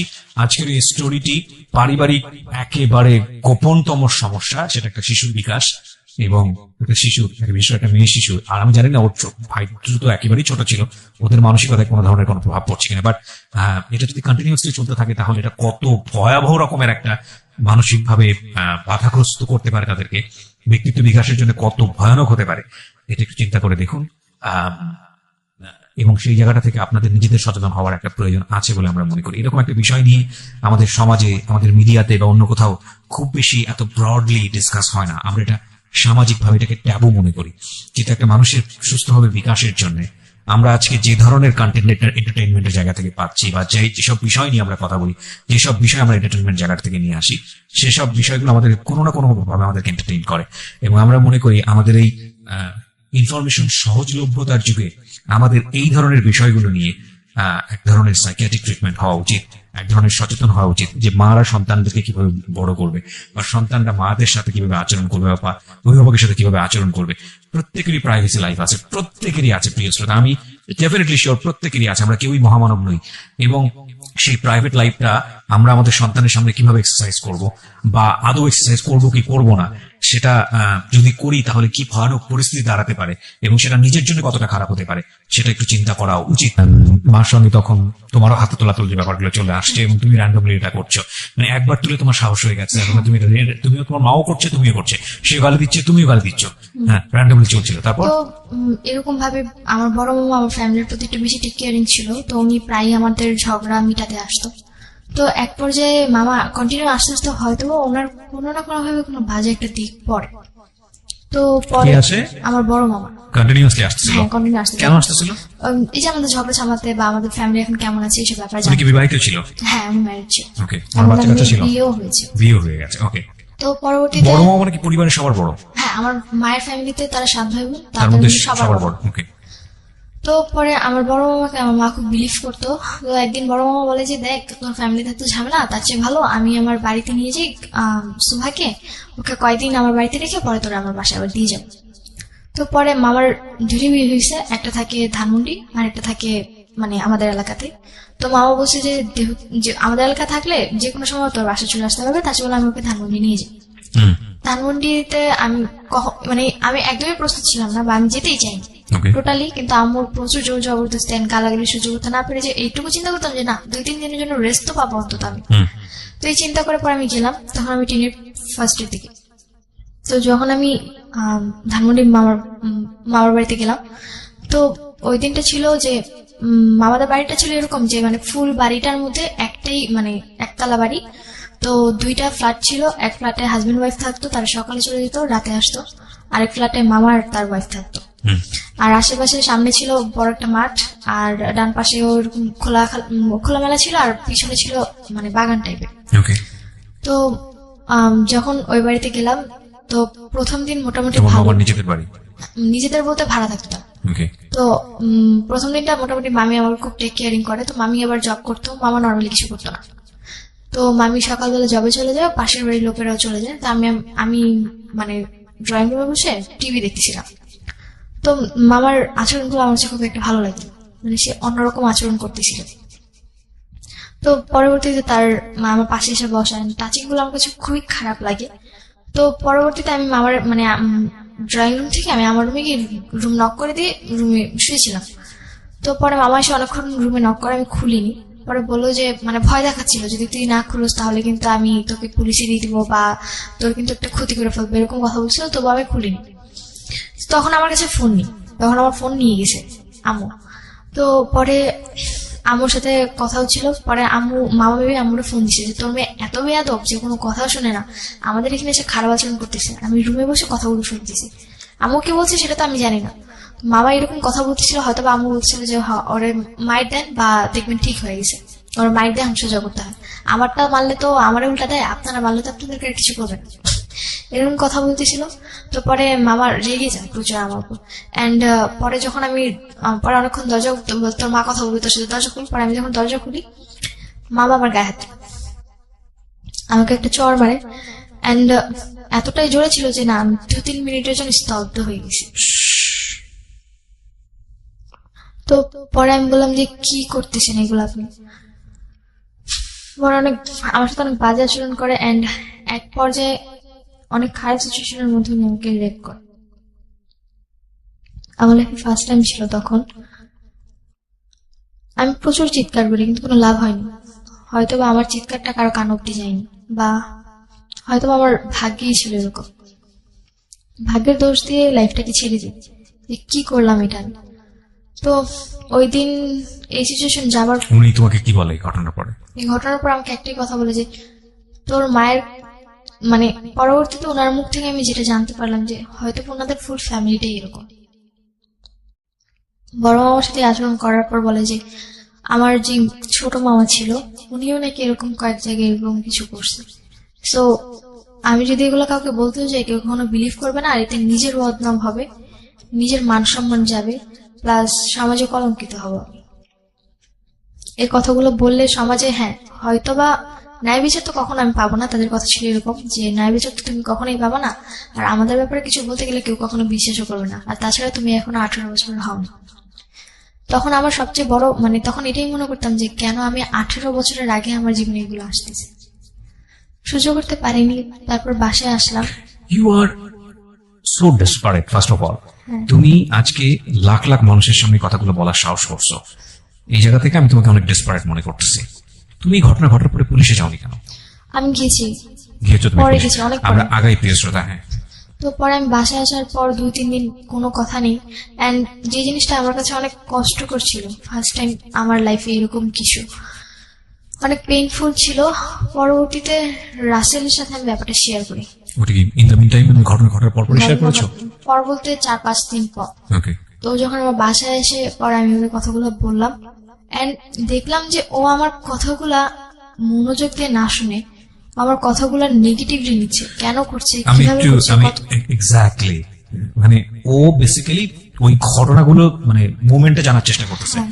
ওই মোমেন্টটা যেগুলো থেকে আমি এক ধরনের বলতে মজা চাচ্ছিলাম। নেবার চেষ্টা করতেছে। হ্যাঁ, এক্স্যাক্টলি। ওকে, তারপর? যেটা আমি কোনোভাবে ওরা বলতে পারতেছিলাম না, আমার নিজের কাছেও গিল্টি ফিল হচ্ছিল যে আমি এগুলা কিভাবে বলবো একটা মানুষকে। মানে ও আসলে সেক্সুয়ালি একটা বিকৃত মানসিকতা ছিল, মানে টু বি অনেস্ট যতটুকু ওর কাছ থেকে জানতে পেরেছি, যদি সত্যি হয়ে থাকে তাহলে এটা মোটামুটি ক্লিয়ার। নইলে একটা মেয়ে যখন এরকম একটা সিচুয়েশনে পড়ে তখন তার কাছ থেকে এত কিছু কোয়ারি করা মানে, এবং সেটা আমি তোমার কথাটা যতটুকু বুঝতে পেরেছি ওই মোমেন্টটা সম্পর্কে বেশি বেশি জানতে চাচ্ছিল।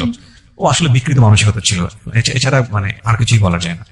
তো পরে এই ব্যাপারগুলো আমি ওর সাথে ওরকম ভাবে শেয়ার করতে পারিনি, যার কারণে আমার খুব রেগে যায়। হুম। And রেগে যায়, আমার কাছে উল্টাপাল্টা অনেক কথা বলে। এন্ড পরবর্তীতে আমি ওরে কথাটা বলতে মানে আমার মনে হয় যে 2 সেকেন্ডও লেট করিনি, এর মধ্যে ওকে কথাগুলো আমাকে বলে দিছে, যে কথাগুলো আমি কার সাথে শেয়ার করতে চাচ্ছিলাম না। মানে তোমার এই আনএক্সপেক্টেড যে ঘটনাটা সেটা তোমার মাকে বলে দিয়েছে? আমাকে বলে দিয়েছে। তো আম্মুকে যখন ব্যাপারগুলো বলে, আম্মু সাথে সাথে আমার রুমে আসে, ও চলে যায়, তারপর আমার রুমে এসে বলে যে তো এতটা নিচে নামছিস যে তুই এখন আমার ভাইয়ের নামে ব্লেম দেওয়া শুরু করলি।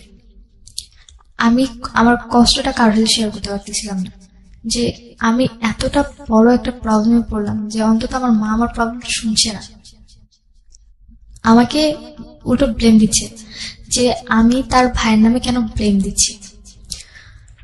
এন্ড 4-5 দিন কি 1 সপ্তাহ মতো আমি ঘর থেকে বের হই না, ঘরেই থাকি। তারপর আমার এক্সাম পড়ে যায়, 10 এর ফার্স্ট ইয়ার এক্সাম এপ্রিলে পড়ে। তো পরে আমার এক্সাম দিন ছিল, ওই দিন আমার অ্যাকাউন্টিং এক্সাম ছিল, অ্যান্ড দিনটা ছিল মেবি মঙ্গলবার দিন ছিল। ওই দিন রাসেল অনেক অসুস্থ ছিল। আমার ঠিক এরকম একটা ঘটনার পরপরই অসুস্থ ছিল, তো আমার চিন্তা ছিল যে ও তো মেসে থাকে আর ওরকম ঠিকভাবে খাওয়া দাওয়া করতে পারে না, তো আমি আমাকে টিফিনের জন্য বা আমাকে যাওয়া আসা যাতায়াতের জন্য যে টাকাটা দেয় ওইটা দিয়ে আমি হয়তো ওর জন্য ভালো কিছু কিনে ওকে দিয়ে আসি। একটু থামাচ্ছি, এত বড় একটা ভয়ানক মানে দুর্ঘটনা ঘটালো রাসেল, হ্যাঁ। যেটা তোমার মাকে জানানোর কথা ছিল না। জানানোর পরে তোমার মা এসে তোমাকে টর্চারটা করলো, যেখানে তুমি রাসেলকে বলেই দিয়েছো যে তোমার এই বিষয়গুলো নিয়ে যেন কোনোভাবেই বিষয় তো না মানে তোমার তো দূরের কথা, সে তোমার মার সাথে যেন যোগাযোগ না করে। সেখানে তোমার এরকম একটা সেন্সিটিভ বিষয় রাসেল তোমার মাকে জানিয়ে দিয়েছে, তারপরে তুমি রাসেলের সঙ্গে এতটা না, আমি ভালোবাসা কেন এত দেখাতে ভালোবাসা যাচ্ছ? বলতে যে তখন আমার মাথায় এটা ছিল না যে না ও কি করবে, আমার জাস্ট একটাই চিন্তা ছিল যে তার উপর আমি ওর উপর রেগে গিয়েছিলাম, কিন্তু ও এর মধ্যে অসুস্থ হয়ে পড়ে। আর সামহাও তুমি ওর প্রতি উইক ছিলা এবং তুমি এটা করেছো, এটা ভুল ছিল না শুদ্ধ ছিল সেটা আমরাই জাজ করবেন। আমার জায়গা থেকে তো মারাত্মক ভুল, যে কারণে সিক্রেটস, কিন্তু ও এটা করেছে। হ্যাঁ, বলুন তারপর আমি ওই দিন এক্সাম দিতে যাই, আমার অ্যাকাউন্টিং এক্সাম। তো আমার কোশ্চেন দেখে আমি খুব খুশি যে আর কারো কি কেমন আসছে এটা না, আমি অলওয়েজ আমার পরীক্ষা হলে আমার মানে এতটাই ব্যাড লাগছিল, আমার স্কুল লাইফটা এতটাই খারাপ ছিল যে কখনো আমি কারো হেল্প পাইনি, মানে এক্সাম হলে যে একজন আরেকজনের হেল্প পায় ওই জিনিসটা আমার কখনোই ছিল না।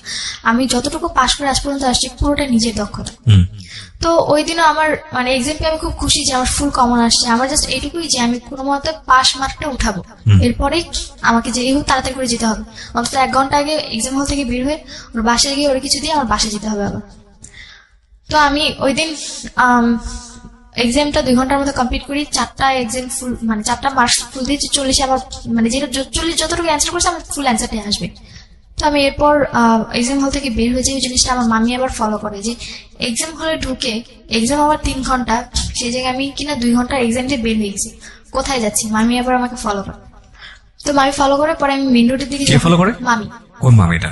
এটা হচ্ছে আমার মেঝো মামার ওয়াইফ।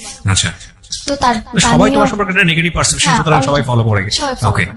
তো পরে দেখলো যে আমি একটা দোকানে ঢুকলাম, ঢুকে রুটি কিনলাম আর বাইরে থেকে কলা কিনলাম।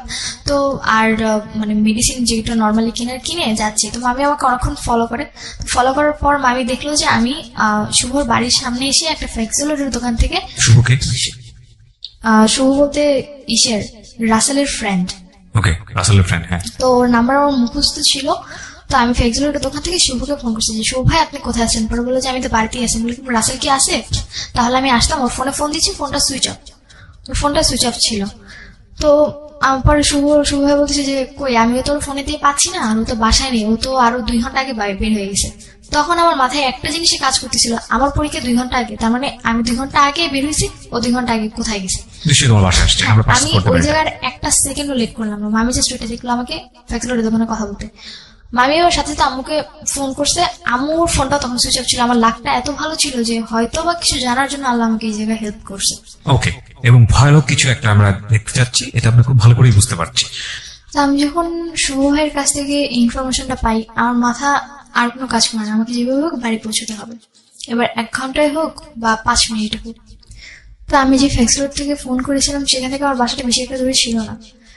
তো আমি যেহেতু এলাকা ছোটবেলা থেকে বড় হয়েছি, সেক্ষেত্রে আমাকে কেউ কিছু কখনো বলেনি। তো আমি ওখান থেকে দৌড় শুরু করি। তো আমি বাসার গলির সামনে গিয়ে একবার যে হাঁপিয়ে যাই, তো ওখানে একটু দাঁড়ায় যে আমাকে দৌড়ে যদি আমি বাসায় যাই তাহলে ওরা নক পেয়ে যাবে। আমাকে এমন ভাবে যেতে হবে যে না আমি হঠাৎ করেই আসছি। তো পরে আমি বাড়িতে মানে গেটটা আসলেই মনে হয় ওই দিন আমার লাকটা খুব ভালো ছিল।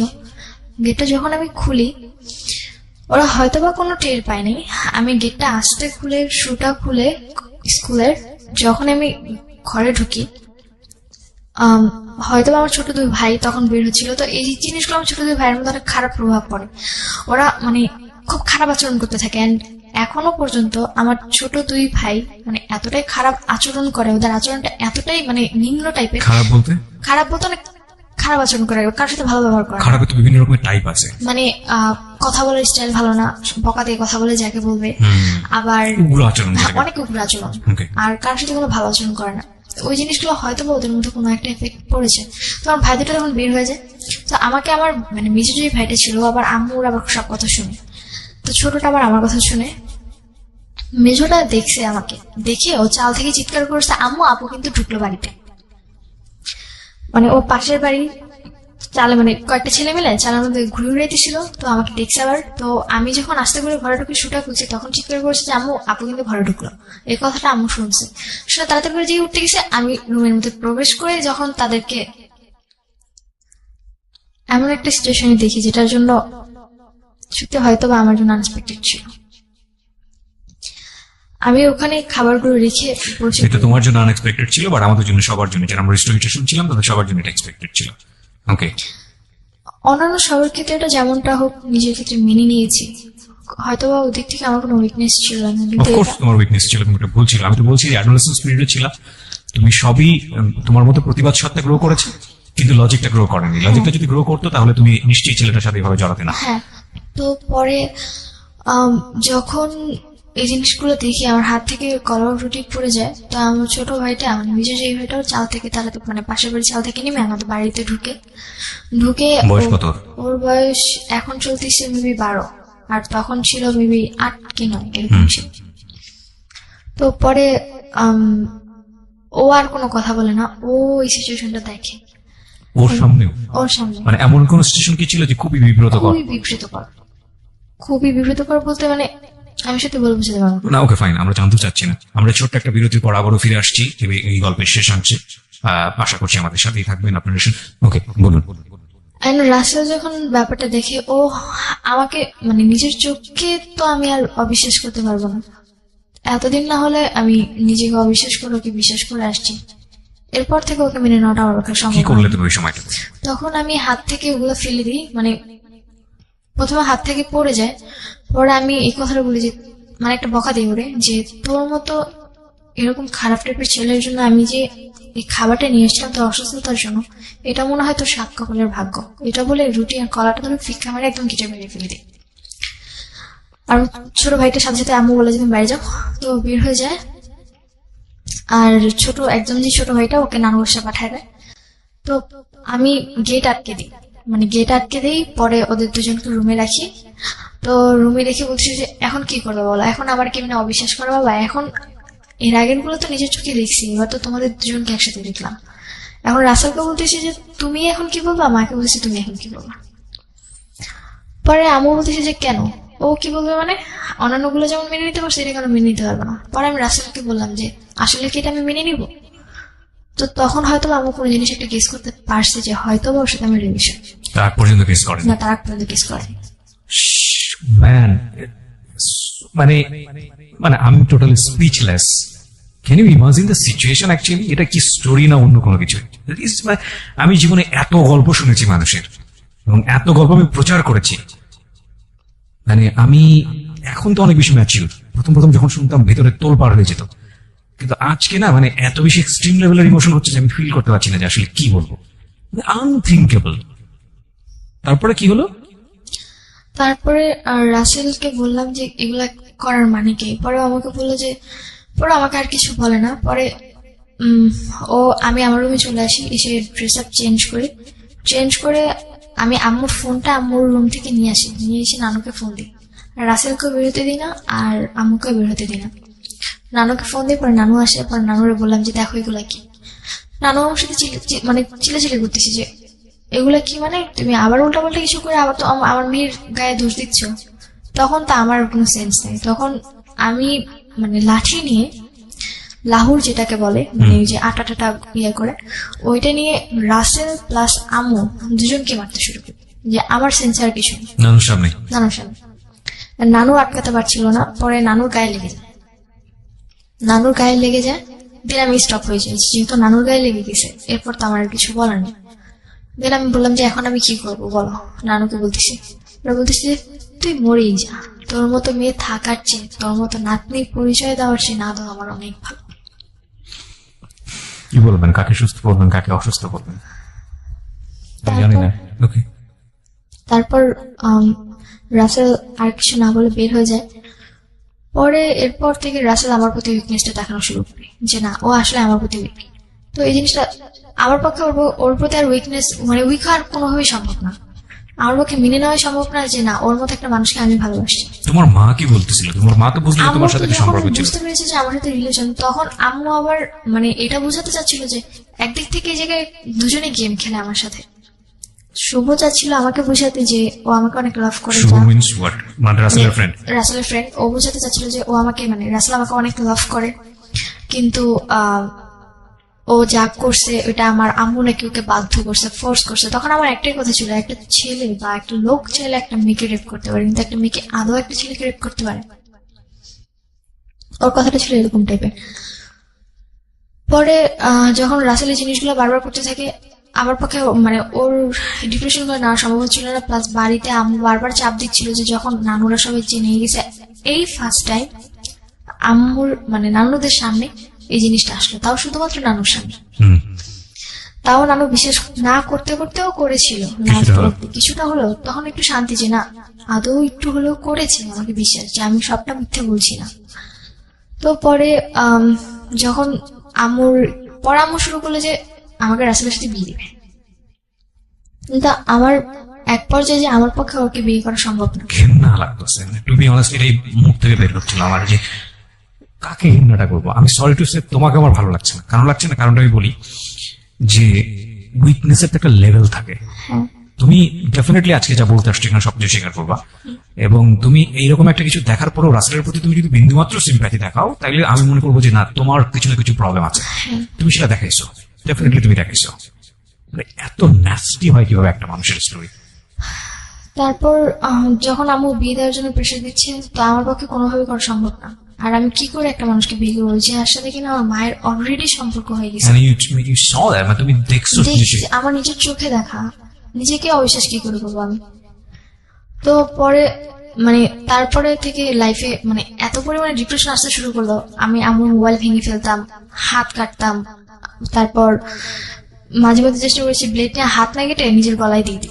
একটা জিনিস খেয়াল রাখবেন প্রিয় শ্রোতা, আমরা সিচুয়েশনটাকে ডিনাই করতে পারি না। আমরা হয়তো ওকে হেট করব, আমরা হয়তো এটা শোনার পরে আমাদের গা ঘিনঘিন করবে, বাট সিচুয়েশন ইজ সিচুয়েশন, এবং এটা কারো ধার ধারে না। যার জীবনে ঘটেছে সেই জানে।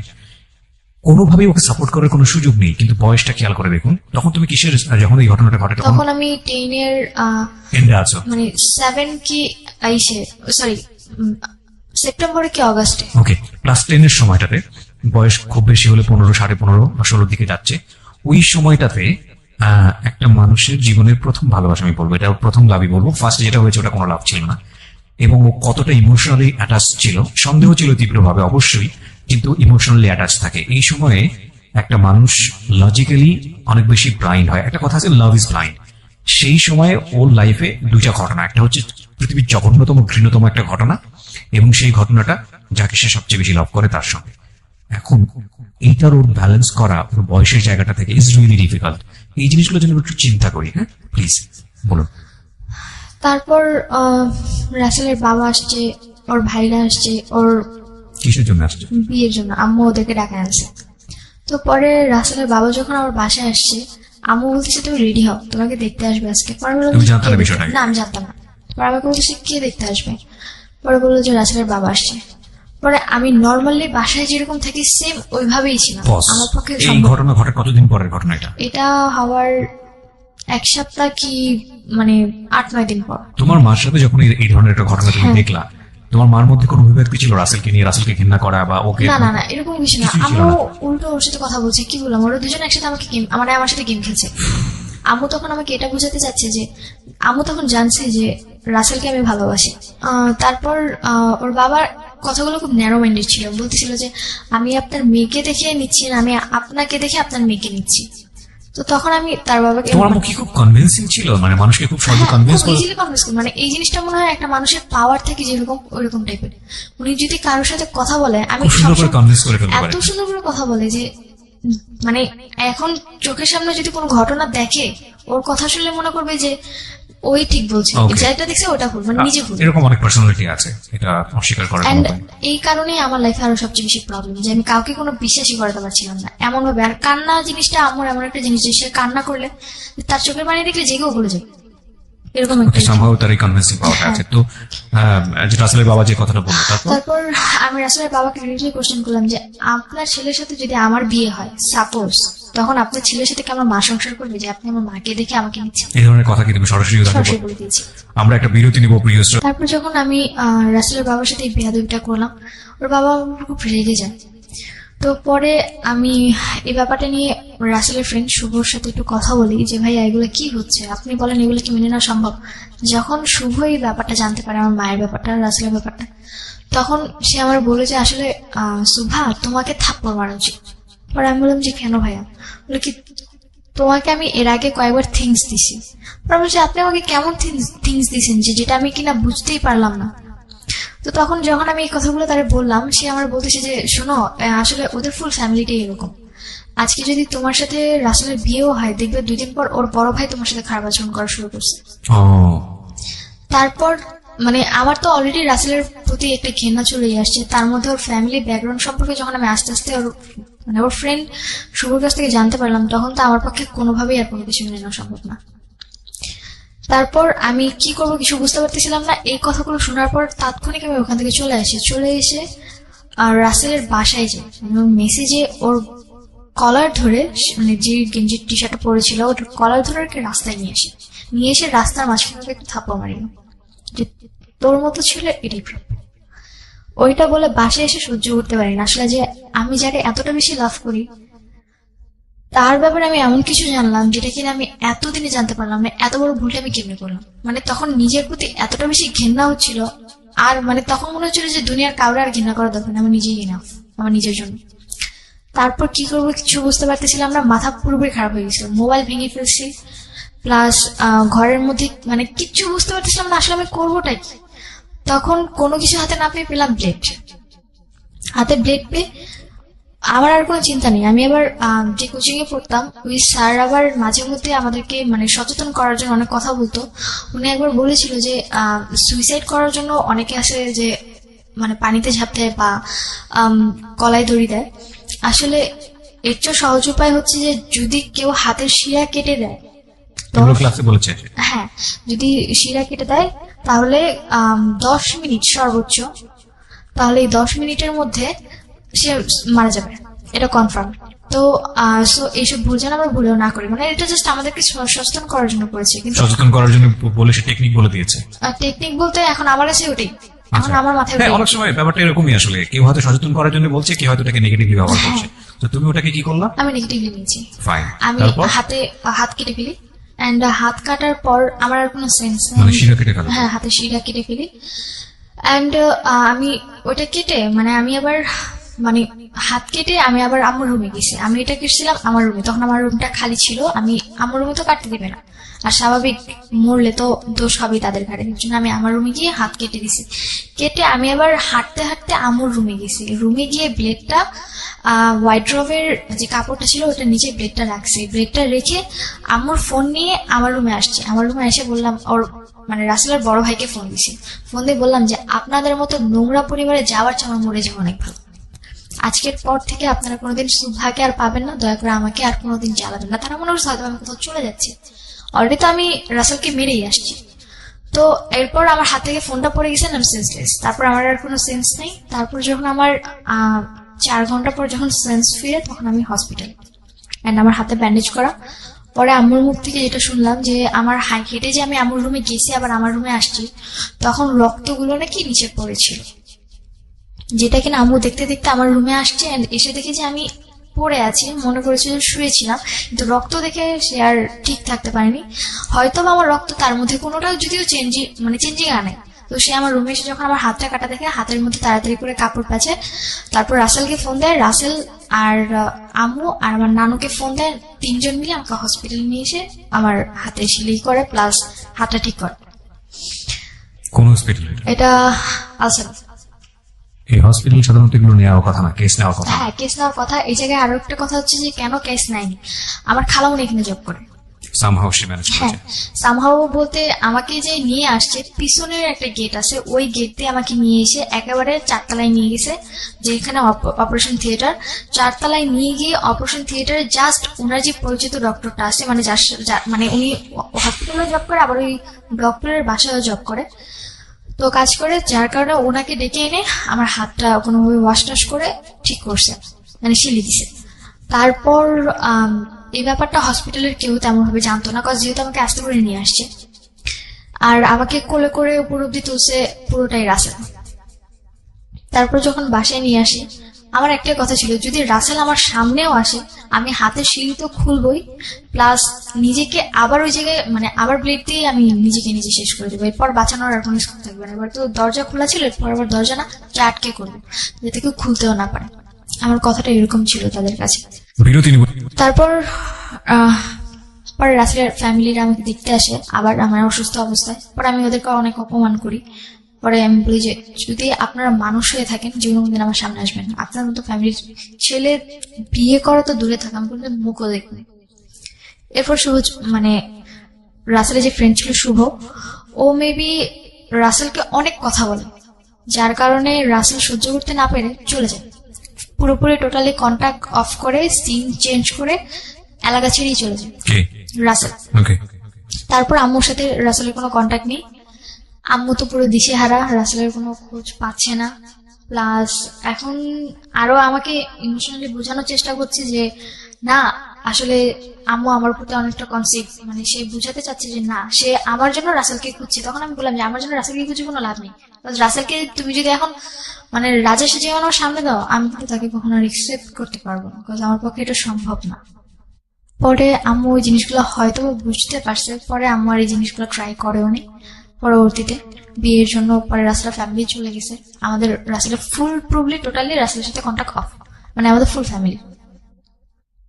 এর মধ্যে হাত কাটা নিয়ে বাবার কাছে খবর গেল যে রাসেলের সাথে নাকি আমি ছিলাম, যেটা কিনা মিস ইনফরমেশন। আমি বুঝতে পেরেছি। তারপর তোমার বাবা কি করলো?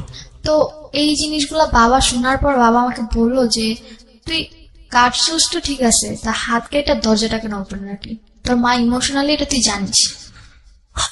মানে আমার বাবা অনেক হার্ড, এতটাই হার্ড যে বলার বাইরে। দেন অক্টোবরের 3 তারিখে রাসেল এলাকা ছেড়ে চলে গেল, আমার ওর সাথে আর কোনো কন্ট্যাক্ট নেই। অক্টোবর 4 তারিখ থেকে আমার মডেল টেস্ট শুরু হলো। দেন এর মধ্যে আমার ফ্যামিলি তার কোনো ঝামেলাও নেই, কোনো গ্যাঞ্জাম নেই। তারপরে আসলো আমার এসএসসি পরীক্ষা শেষ ফেব্রুয়ারিতে। ফেব্রুয়ারিতে এসএসসি পরীক্ষা শেষ, তারপর মার্চ মাসে। তখন এর মধ্যে আম্মু আমার সাথে খুবই ভালো আচরণ করছে, যেটা কিনা আমি তার কাছ থেকে আশা করিনি। বাবার সাথে আমার কোনো কন্ট্যাক্ট নেই। ওই দিন লাস্ট কথা হয়েছিল, এরপর আমার সাথে বাবার কোনো কন্ট্যাক্ট নেই।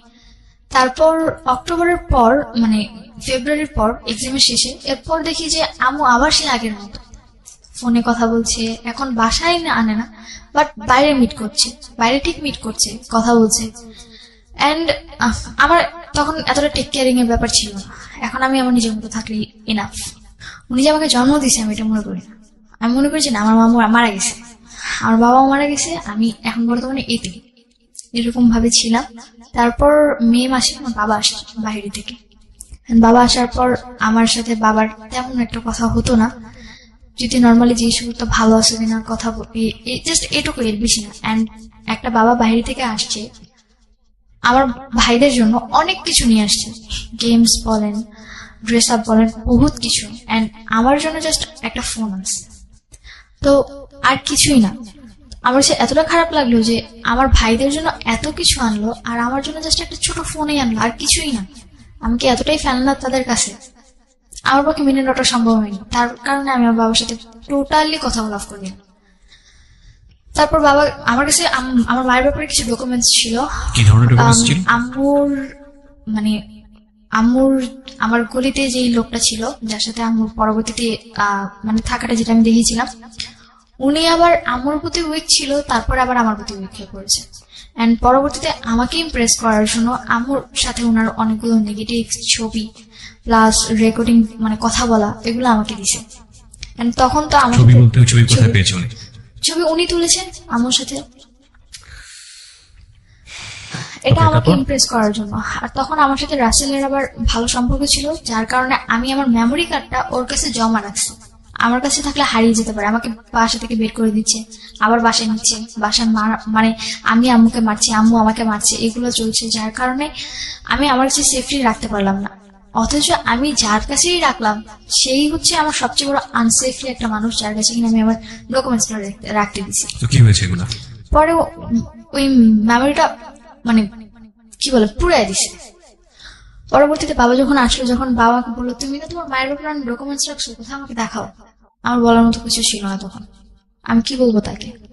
পরে আমি আব্বুর কাছে মাফ চাইলাম, পায়ে ধরে যে আমাকে ক্ষমা করে দাও, আমি ভুল করছি, প্লিজ অন্তত আমাকে আমার মতো বাঁচতে দাও, আমার পড়াশোনাটা কন্টিনিউ করো। পড়াশোনা অফ করে দিতে চাচ্ছিল? হ্যাঁ, অফ করে দিতে চাচ্ছিল। তারপর আমাকে ইন্টার ফার্স্ট ইয়ারে অ্যাডমিট করালো, আমার যে স্কুল পড়েছি সেই কলেজে। যখন আমাকে অ্যাডমিট করলো, তো আমি তো খুব খুশি যে আমাকে অন্তত অ্যাডমিট করছে। তারপর এর মধ্যে বাবা যে কদিন ছিল নর্মালি ছিল সবকিছু। তারপর বাবা চলে গেল। বাবা যেদিন গেছে তার 1 মাস পর আম্মুর আচরণটা আমার সাথে এতটা খারাপ হয়ে গেল, ঠিক আগের মতো বাজে কথা বলতেছে, উঠতে বসতে। আমি এর মধ্যে আমার লাকটা ভালো ছিল যে এর মধ্যে আমি একটা কোচিং এ জবও পেয়ে যাই, আমি ওখানে ক্লাস নিতে হবে। আর আম্মুর মার জিনিসটা এতটা খারাপ ছিল যে আমি একসময় বলছিলে যে তুমি পুলিশে গিয়েছিলে, কখন সে ঘটনা? এই যে পরে তো আমার মার জিনিসটা আমার কাছে খুব খারাপ হয়ে মানে লাগে। এমনকি এখনো পর্যন্ত আমার বডিতে অনেক প্রবলেম আসে ওই মারের কারণে। তো পরে যখন এই জিনিসগুলো আবারও হচ্ছিল, বাবা অলরেডি এসে গেছে, তো এরপরে বাবা এসে গেছে, তখন আমি বলতেছিলাম যে বারবার যে বাবা একবার এসে গেছে, তোমার জন্য আমি এত কিছু করলাম, আমার হাত কাটলো, তারপর কেন তুমি এগুলাতে আবার যাচ্ছ? অন্তত এগুলো ছেড়ে দাও, ভালো থাকো, তাহলে তো আমি আর কোনো প্রবলেম করতেছি না। তো সে আমার কথাগুলো শুনছিল না। পরবর্তীতে আম্মুর সাথে আম্মুর আবার লাগালাগি মারামারি শুরু হয়ে যায়। আম্মু আমার সাথে এমন ভাবে মারছিল যে আগের চেয়েও খারাপ। তারপরে মানে আম্মুর সাথে যখন আমার এই জিনিসগুলো চলতে থাকে, এক পর্যায়ে আম্মুর মারার অবস্থাটা আমার এতটা খারাপ হয়ে গেছিল যে না, ওই দিন রাতে উনি আমাকে মেরেই ফেলবে। আমি আম্মুর রুম থেকে সেই দিনও আমার জামা পুরোপুরি ছিঁড়ে ফেলছে। আমার রুমে একটা জামা ছিল, আমি দৌড়ে গিয়ে আমার রুমের জামা পরছি। আব্বু যেহেতু আমাকে ফোন দিয়ে গেছিল, আমার কাছে একটা ফোন ছিল, আমার রুমের দরজা নক করে দিছি। এখন কি করবো আমি? এখন যদি আমি রুম থেকে বের হই, হয় সে আমাকে মেরেই ফেলবে। তার হাতে এমন একটা জিনিস ছিল, জিনিসটা খুবই খারাপ একটা জিনিস ছিল। কি ছিল? ওই যে লোহার টাইপের এক ধরনের রড টাইপের ছিল, যে সিনি বলে, যেটা দিয়ে হাতুড়ি পিটা, ওরকম টাইপের ছিল। অলরেডি আমার গায়ে যে বাড়ি দিছে, ঝাড়ুর বাড়িগুলো আমার গায়ের মধ্যে একদম লেগে গেছিল, ঝাড়ুর ইয়েগুলো। তো অলরেডি হাতে রক্ত পড়তেছে, তার মধ্যে এই সিচুয়েশন, কি করবো বুঝতে পারতেছিলাম না। এখন হয় আমাকে বাঁচতে হবে, আর তা না হলে মরতে হবে, দুইটার একটা। কোনো কিছু বুঝতে না পারে শেষে নেটে সার্চ দিলাম। আমার ফোনে নেট ছিল ভাগ্য ভালো, যার কারণে আমি লোন আসে এমবি, তো আমি লোন এনে গুগলে বাড্ডার পুলিশ স্টেশনের নাম্বারটা সার্চ করি, দেন পরে পুলিশের কাছে ফোন করি।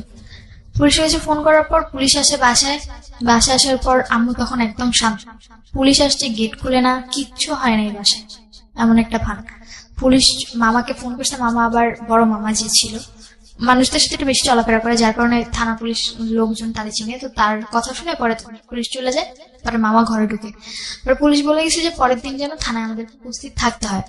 পরে আমরা থানায় গেলাম। পরের দিন আমরা থানায় যে ওসিটা ছিল তার সাথে আমার মামা আগে আলাদা করে কিছু কথা বলতে চাইছে। তো ওসির সামনে মামা আমাকে এমন ভাবে উপস্থাপনা করে যে আমার ব্রেন লস, তুমি মানসিকভাবে অসুস্থ। হ্যাঁ, আর মানসিকভাবে অসুস্থ, আর আমি যা বলছি পুরোটাই বানোয়াট, মিথ্যে। তার উপর আমার তখন 18 হয়নি। আর আমি যতদূর পরবর্তীতে শুনেছি যে 18-র আগে নাকি বাংলাদেশের কোথাও কোনো ছাত্র বলেন বা ছাত্রী বলেন, কারোরই পুলিশ স্টেশনে কোনো কমপ্লেন ইজিলি নেওয়া হয় না বা তাদের কথা মানাও হয় না।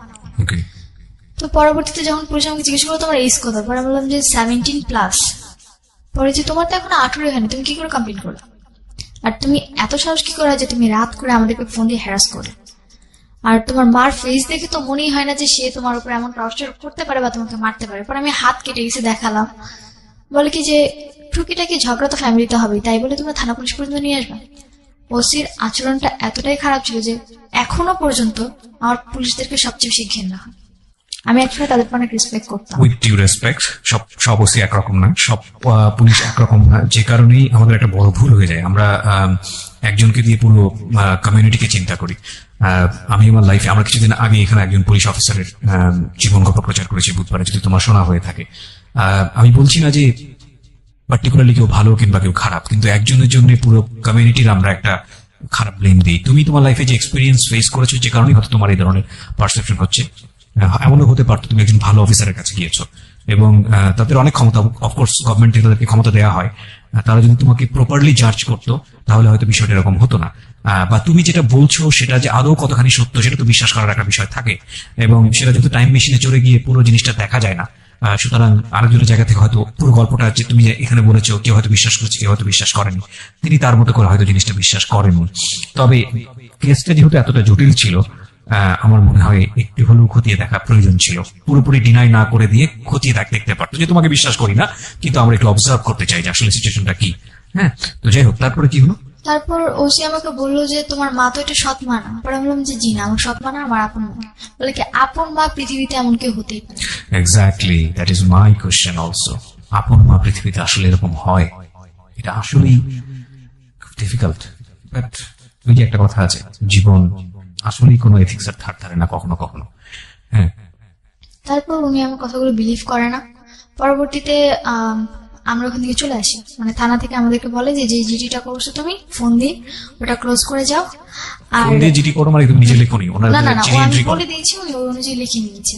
আচ্ছা। তো পরবর্তীতে বললো যে পরে ওখানে জিডি যে টাকা ছিল, যতটুকু দরকার ছিল ওটা পরে আমি দিছি, আমি আর কিছু বলিনি। জিডির টাকা মানে জিডিতে কোনো টাকা লাগে না? আমি ওখানে লেগেছিল। আচ্ছা।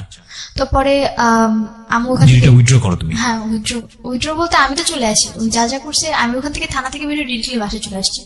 বাসায় এসে বাসার পিড়ার সামনে বসেছিলাম। তো পরবর্তীতে দেখলাম যে এখন আমি পুরোপুরি অসহায়। মানে আমার পাশে না আছে গভর্নমেন্ট, না আছে আমার ফ্যামিলি, না আছে আমার কোনো রিলেটিভ, না পাইলাম আমি আমার লাইফে আমার ভালোবাসার মানুষটা, কিছুই নেই। এত লাস্ট কিছু আর কি বলার আছে আর আর কি? বলতে তারপর এখন পর্যন্ত ওইভাবেই চলছে দিন। এখন আমার আম্মুর সাথে আমার টোটালি মানে কোনো কথা নেই। মানে সে বললে বলে, কিন্তু আমি শুনি। এখন টোটালি আমি তার সাথে কোনো কথা বলি না। মানে একটা বউবা যেরকম থাকি আমার একটা বাড়িতে, আমি সেম ওইভাবে থাকি। প্লাস আমি শুধু জাস্ট ওই বাড়িতে থাকি, আমার খাবার খরচ, পড়ার খরচ যতটুকুই আছে ফুলটা এখন নিজেকে চালাতে হচ্ছে। খাবার খরচ তোমাকে দিতে হয়? হ্যাঁ, আমার নিজেকে করতে হয়। কজ আমার মা ডিরেক্টলি কথা, যদি আমি আমার বাসার খাবার খাই তাহলে আমি আমার মরা ভাইয়ের মা থাকি। তুমি কিভাবে চালাও এটা? কোচিং করে কি পয়সাটা হ্যাঁ, পাও? কোচিং করে যে বেতনটা পাই ওটাতে আমার খাবার খরচ হয়ে যায়। মানে এই টাকাটা তুমি তোমার ফ্যামিলিকে দাও? না, ফ্যামিলিকে দিই না, না তুমি নিজে নিজেরটা নিজে। কজ ওনারা আমার জন্য করবে না। প্রথমে মনে করেছিলাম যে তুমি নিজে হয়তো নিজে রান্না করো নিজের জন্য? রান্না বলতে হ্যাঁ, নিজে রান্না করতে, মানে যখন রান্না করতে হয় তো করে, আর তা না হলে বাইরে থেকে খাবার আনি। কিসব পড়ছো তুমি? আমার পড়াশোনা ইন্টার ফার্স্ট ইয়ার পুরোপুরি কমপ্লিট করেছি, অ্যান্ড সেকেন্ড ইয়ার ভর্তি ডেট ছিল, এখন নেই। এখন পড়াশোনা স্থগিত। পড়াশোনা বন্ধ করে দিয়েছে? পড়াশোনা টোটালি বন্ধ। কজ আমার পক্ষে তো নিজে পড়াশোনা এতটা চালানো সম্ভব না। পড়াশোনাটা এত সহজভাবে চালানো যায় না। Very earliest situation of. এখন পর্যন্ত তার কথাবার্তা সিচুয়েশন এরকম চলেছে, অ্যান্ড এখনো প্রতি রাতে আমার নামে আজও সেই কথাগুলো বলে যাচ্ছে। আমি বোধহয় জীবনে কখনোই কথাগুলো অফ করতে পারবো না। আচ্ছা, আমি না মানে গল্পটা শোনার পরে এতগুলো অ্যাঙ্গেল